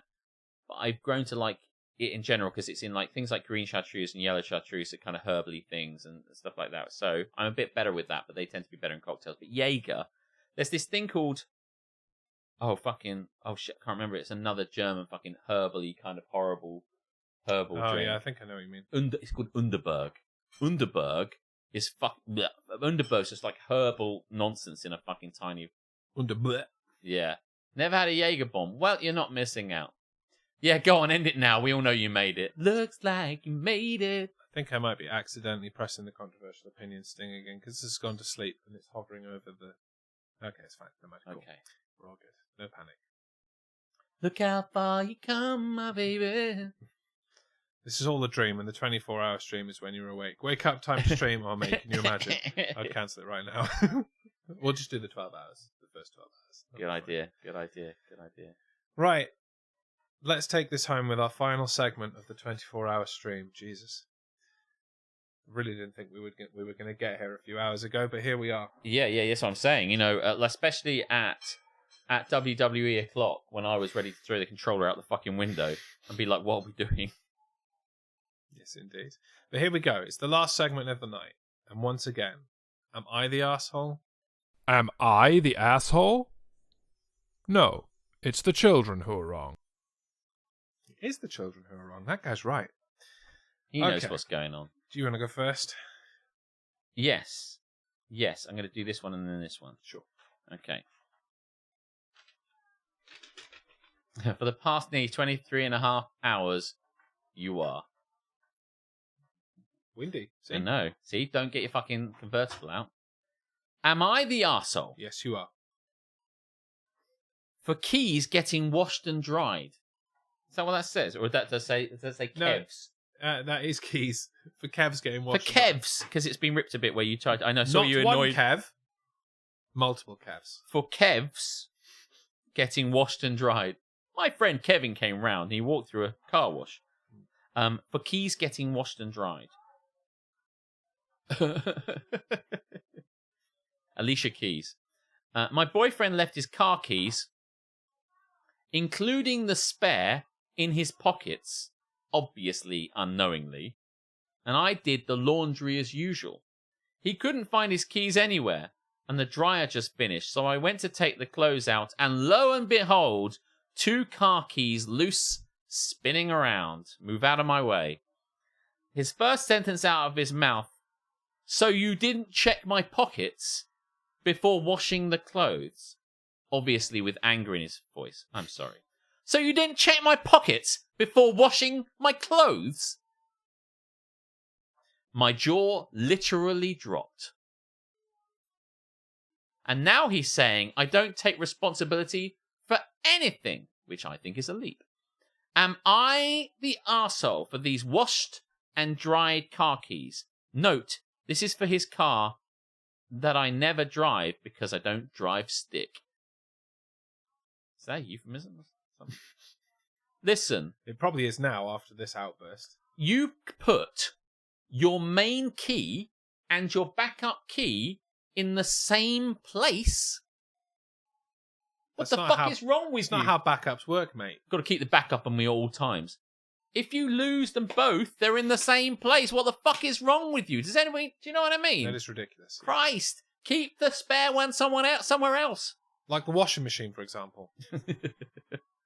Why ain't you taking your keys out of your pocket? Yeah. Keys, tissues. It is your responsibility to take your own shit out of your pocket, regardless of who does the washing. This is ridiculous. She's not your mum. Listen, tissues, chewing gum, little things, a penny. I don't know, what the fuck, I could see that being forgotten. 1977 Reader's Digest. Yeah. Annual. We've all got that in our back pocket. Yeah. It's classic. But a car key, mate, get a fucking grip on your car key and take it out. Yeah. When you come in the house, take it out of your pocket and put it in the place where you keep your keys. If you haven't got a place where you keep your keys, you're the arsehole. I don't agree. You've got to check the pockets. Well, you mean that she's got to check the pockets? I don't agree. You've got to check the puck. I like the fact that you stopped there. Pump it up. They're both wrong. Well, Duncan says everyone sucks here, but I can't agree. He who keyed it, hold it. Surprised you didn't notice something as bulky as car keys, but the arsehole here depends on your laundry system. Are you meant to empty pockets as you dump dirty shit in the basket, or is it the person who puts it in the washer? Blame processes, not people. I absolutely agree. If you have a mistake-proofing system in your lean laundry process, you can't make mistakes like this. Because you check them before they go in. I would advise checking them again before they go in again. So check them as you put them in the basket, check them as you go in. Both check. That's a lot of effort. Don't keep keys in your pocket when you are inside your own house. Put them in a place where keys are kept. That's the process you need. Listen, there's lots of yeah, excellent. Keep it in control. You've got to keep it in control in some way. Your keys should never be in your pocket while you are on your own premises. You check them before you wreck them. Yeah. Check yourself before you wreck yourself. So what say you? I think he's an asshole. It's not him, it's her. My boyfriend left his car keys. I think he's the arsehole. But the question is, am I the arsehole for keys getting washed and dried? She did the washing. No. Right, good. I agree. She is not the arsehole. I'm a lot more forthright with this because I'm tired. Yes, no. Why didn't that work? Fucking stamps work, right? Hey, Ben. 20 minutes to go. So proud it's getting there. Okay. Yeah, your spare key should never be in the same pair of jeans. Oh, no, absolutely. Yeah. Am I the arsehole? You are. Thank you for getting in there just at the last moment. At the buzzer. Am I the arsehole for asking a woman to not bring dog treats into the dog park? Well, don't bring dog treats into the dog park. That's the statement. Listen, I don't know which park you're going to bring them to if not there. Maybe the suggestion is not at all, but... So, some lady just freaked out at the dog park. I noticed my dog sitting in front of some random at the dog park. She had on a waist belt full of dog treats. I started walking over that way because I didn't want her to give him any treats. Because he's a little cunt and he doesn't deserve it. Maybe he's a fat dog. Just fat dog, innit? On the way to them, I noticed him nudge the pouch with his nose a few times. He would push her dog if he tried to get close to the treats.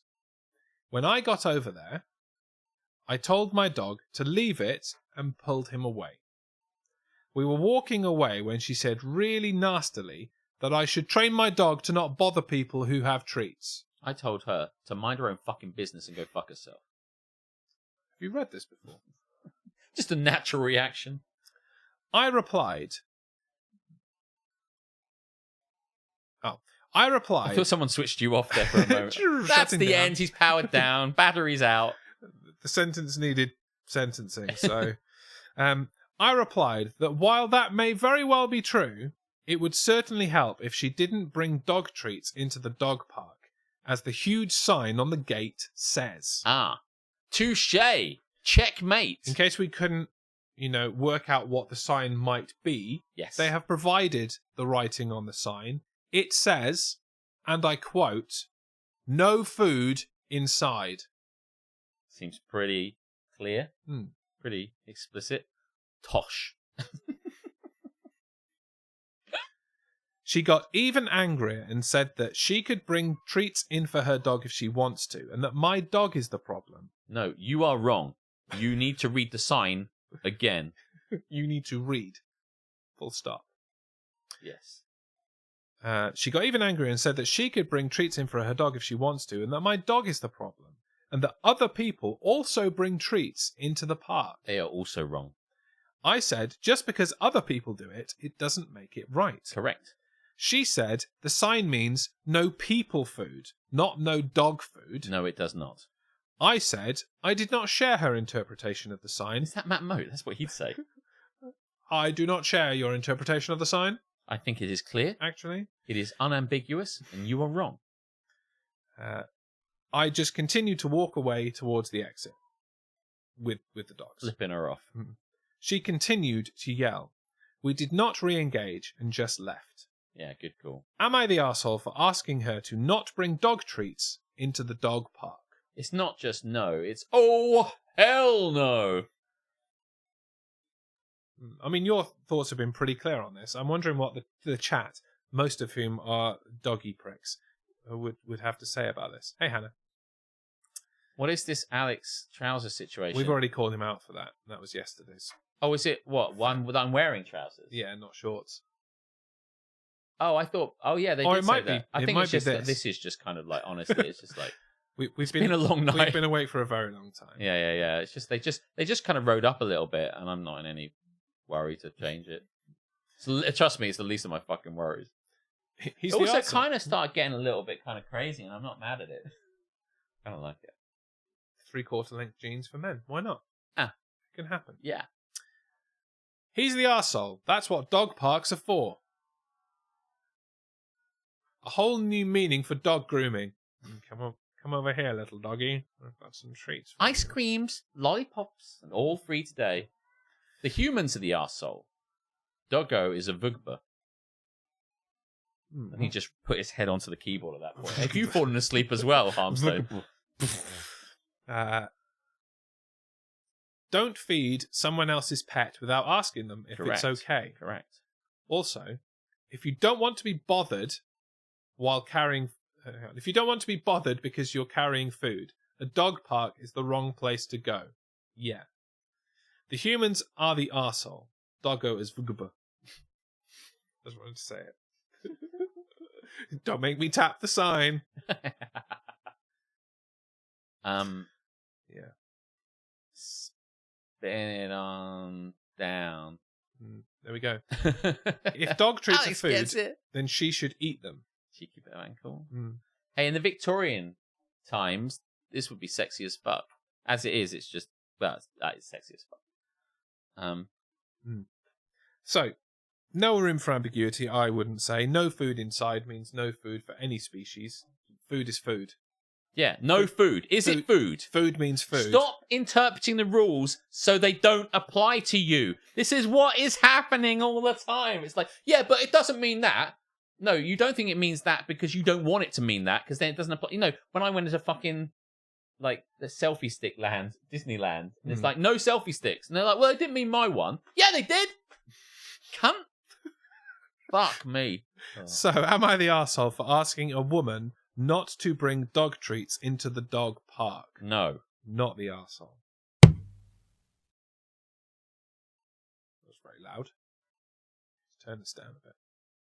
You'll be glad to hear that my parents and I tuned in during Drinkity Drink, objectively the worst time to tune in with your parents. They found it very funny. The worst time, yeah, that's true. Yes, indeed. It was good. It was a good one. And we were telling a story at some point about, what was the anecdote where it's like watching a TV series when it gets to a sex bit and your parents walk in, and it's never normally like that. Like, I said this before, but when me and Matthew were watching The Wrestler, there was a bit where Mickey Rourke, as the wrestler, the titular wrestler, goes to a strip club and sees Marissa Tomei, who's got her tits out because it's a strip club. And my mum walked in at that point and went, well, I think this is very silly. I don't think she needs to be half naked and getting her bits out. And I'm like, Mum, it's a strip club. You can't be... she's a stripper in a strip club. The clue's in the name, I'm afraid. And then they went, well, I think we should leave and you can watch this on your own, this very silly film. I'm like, good, Mum and Dad, go out. And they went out and they did not come back for some time. And the film carried on. It was just him doing a lot of wrestling.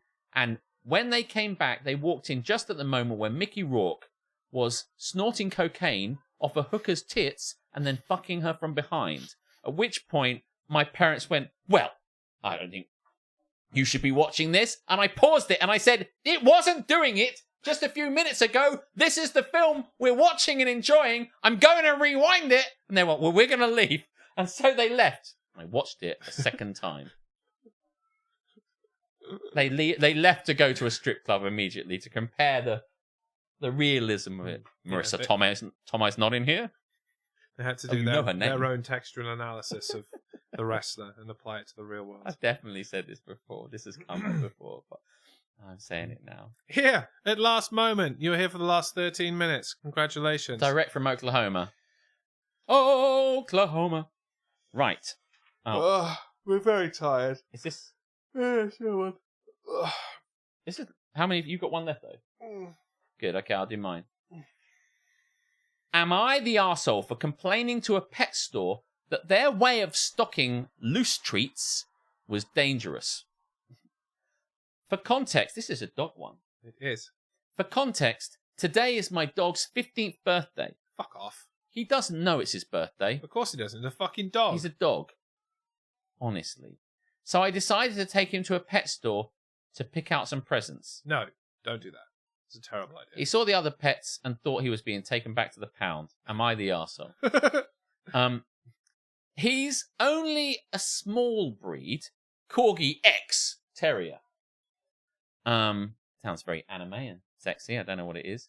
I appreciate the X in there, though. Jazzes it up a bit. X gon' give it to you. He has serious dietary issues due to his pancreatitis. He can get very sick and even die from eating various common ingredients in dog food / treats. He can only have chicken, kangaroo, and shark meat treats. Any other meats make him very sick. Shark meat treats? Is that sustainable? What the fuck is this? Well, I know, right? Plenty more shark in the sea, Jeremy. I don't think there is, though. I think that's really the point I'm trying to make here. I think you've made it very well and you're correct. Plenty more kangaroo in the sea, Jeremy. Jesus. This pet store has loose pet treats, which I was aware of. But when I got there, I realised that they stock these treats on the bottom shelves. Oh, heaven forbid. I kept a very close eye and a tight leash on my dog while walking through, and he still almost grabbed a loose treat. I have to say, I bet they did not. Sharks are good boys. Posh dog belongs in the sea. Can have all the shark he wants there. Shark meat treats? How bougie is that dog? Right? Only shark meat. I feel like keeping loose, open treats on the bottom shelves where dogs of all sizes can very easily grab them is potentially very dangerous, as well as kind of scummy. As a dog takes one, now the owner has to pay for it, whether they wanted to or not. Well, I mean, who's watching that shit? There's 8-2. I saw it. It was 2. Cough up. That's 20p each. It's like grapes in the supermarket. No one's watching. No one's watching that shit. Eat those grapes. I wanted to complain to management, but my mum told me it wasn't a big deal and to not be a Karen. Other people I asked went both ways, saying that I was justified in my concern, and others saying that it's such a small issue, it doesn't really matter. Wow, the person playing music relentlessly loudly out of their car has joined us for the very end. So, am I the arsehole for complaining to a pet store that their way of stocking loose treats was dangerous? No, don't take your dog to the shop. What the fuck is wrong with you? I don't care if it's a dog shop. Like, especially if it's got special dietary needs and you know that it's going to be an uncontrolled environment. Don't take your dog to any shop. Fuck off. Twat. Leave your dog at home. Yeah. My dog ate poor people dog treats. He could die of poverty. Am I the and Karen? Mixing with the hoi polloi. Famous evil pet shop scam. Pet shop scam, actually. Famous evil pet shop scam. They all do it. They weigh your dog on the way in. And then they go around, they weigh the dog on the way out. And that's a true pick and mix. That's how you do it. That's how you weigh the dog at the start and then weigh the dog on the way out. And you pay for the difference. £10. Excellent. Off you go. Enjoy the premises. Fucking hell. £12. Fido's been a porky boy today. That's £20, please. Honestly, I don't know what's up with your scales. He didn't have anything. I really am too tired to understand this, but I think that read the question again. Go for it. Am I the arsehole for complaining to a pet store that their way of stocking loose treats was dangerous? Yeah. Yes, absolutely. You Yeah, are an fuck arsehole you. in many ways. Okay. I do think all-you-can-eat dog stuff and weigh the dog in and out I is think that's good. great. Yeah. If you're going to do it, then I'll allow you to take your dog to the shop. I want to for do the that. hilarity of it. Oh, yeah. Just Yeah. weighing dogs. I just got to watch. That's all. Pick and mix. Part of the rule. All right, then. It's the final arsehole. Boo. Okay, hear me out. Do another 24 hours right now like Epic Gamers. By the way, when I was having a piss earlier, I wondered what that would be like. I was like, this is stupid, but what would it be like? What would it be like? I'm not even... What would it be like if you went, right, and we said goodbye and I switched the whole thing back on again and went, I'm doing another 24. That's fine, you can do that. Yeah, I know, I'm By not all going means. to, I'll but be I asleep. just, you know. I won't even know you did it. I know. Great stuff. Right, it's the final arsehole. Are you ready? It's the final asshole.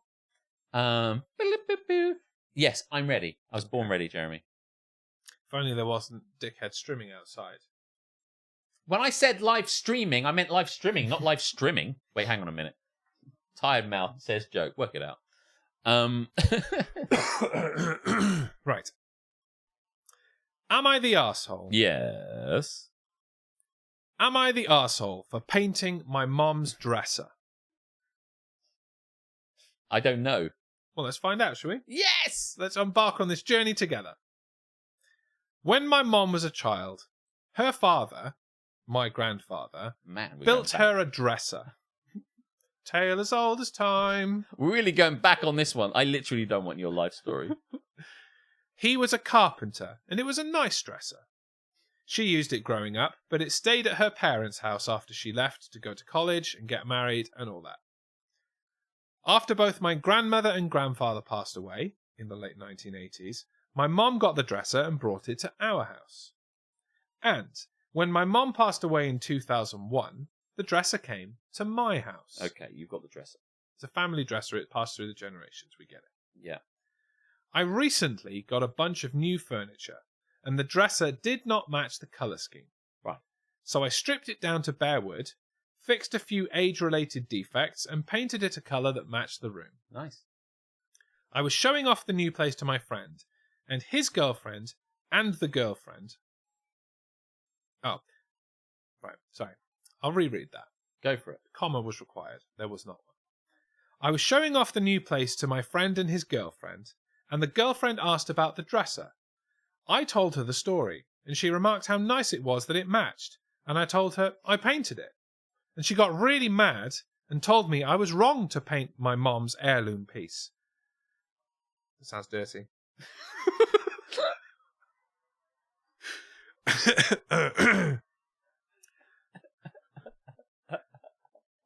It did. I'm sorry. I didn't really know what to say, and we ended the evening and went home. That's a good way to stop things. Just go. Just leave. See ya. No, really. I did not think I did anything wrong because the dresser was painted when I got it. When I stripped it down, the wood it was made of was not good. It was just paint quality wood. Still nice and solid wood, not veneer, so good quality, just not the show off the wood grain quality. Also, it had several layers of paint, so I believe my mom repainted it several times. Right. Also, my mom and I would always do DIY sort of projects around the house. Also, my mum is dead, so... There is that. So I kind of feel like I was doing what she would do. However, I'm not a sentimental person, so I really don't know if I did anything wrong. This furniture was made by hand by my grandfather. And we covered this. We don't need to do it again. Listen. Right, it went down the generations. Okay. So I thought I'd turn to Reddit and vicariously us to decide if I did an arsehole move by changing up my mom's hand-built dresser. Like, listen. Outpainting the heirloom, if you know what I mean. It sounds like, if anything, and I kind of see the point, what they're trying to say is like, kind of, no, you fucked with that shit, you should have left it in the state it was, because your mum, blah, blah, blah, and all that shit. But ultimately, it's up to you what you do with this shit. If I strip this down, I never would, but that was made by Matthew. And like, well, he didn't make the thing, but he stripped it all down and put all the stuff He did the decor of it. Yeah, which you can't see, but it's kind of poking over the top of the cushion there.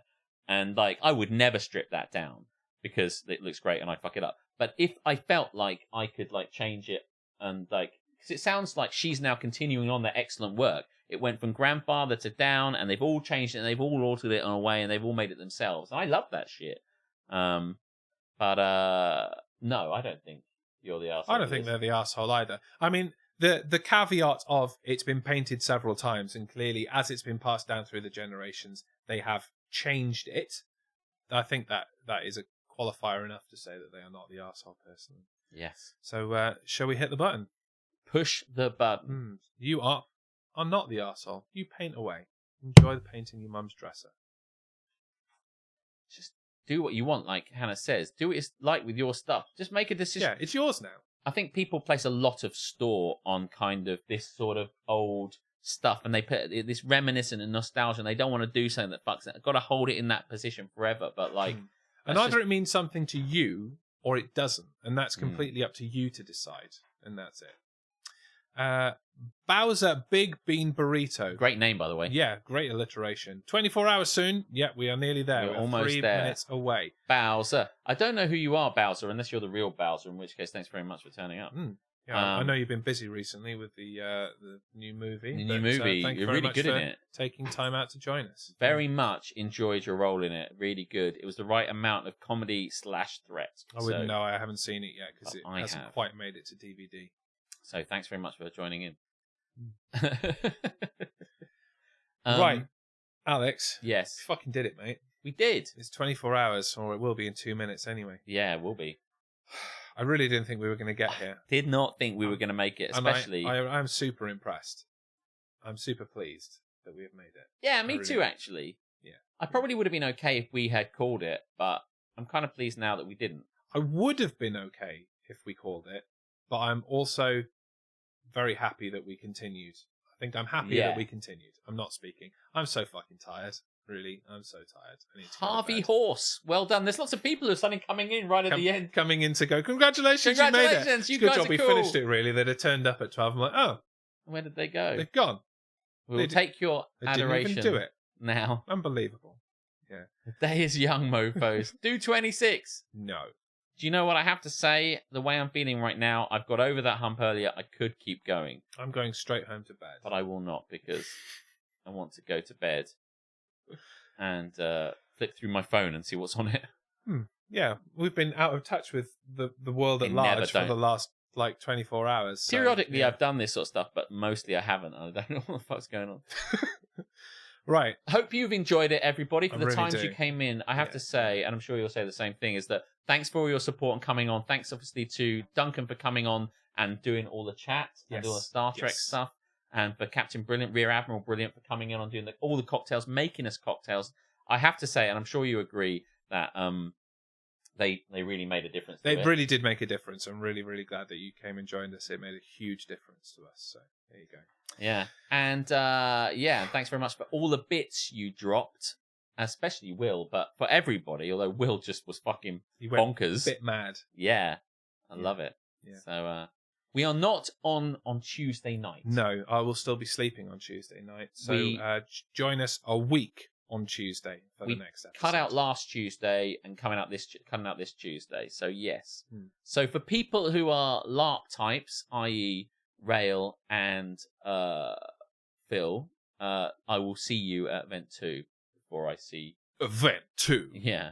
After Encore. Event Do you 1. want more? Well, all I gotta say is if you do want more, tough fucking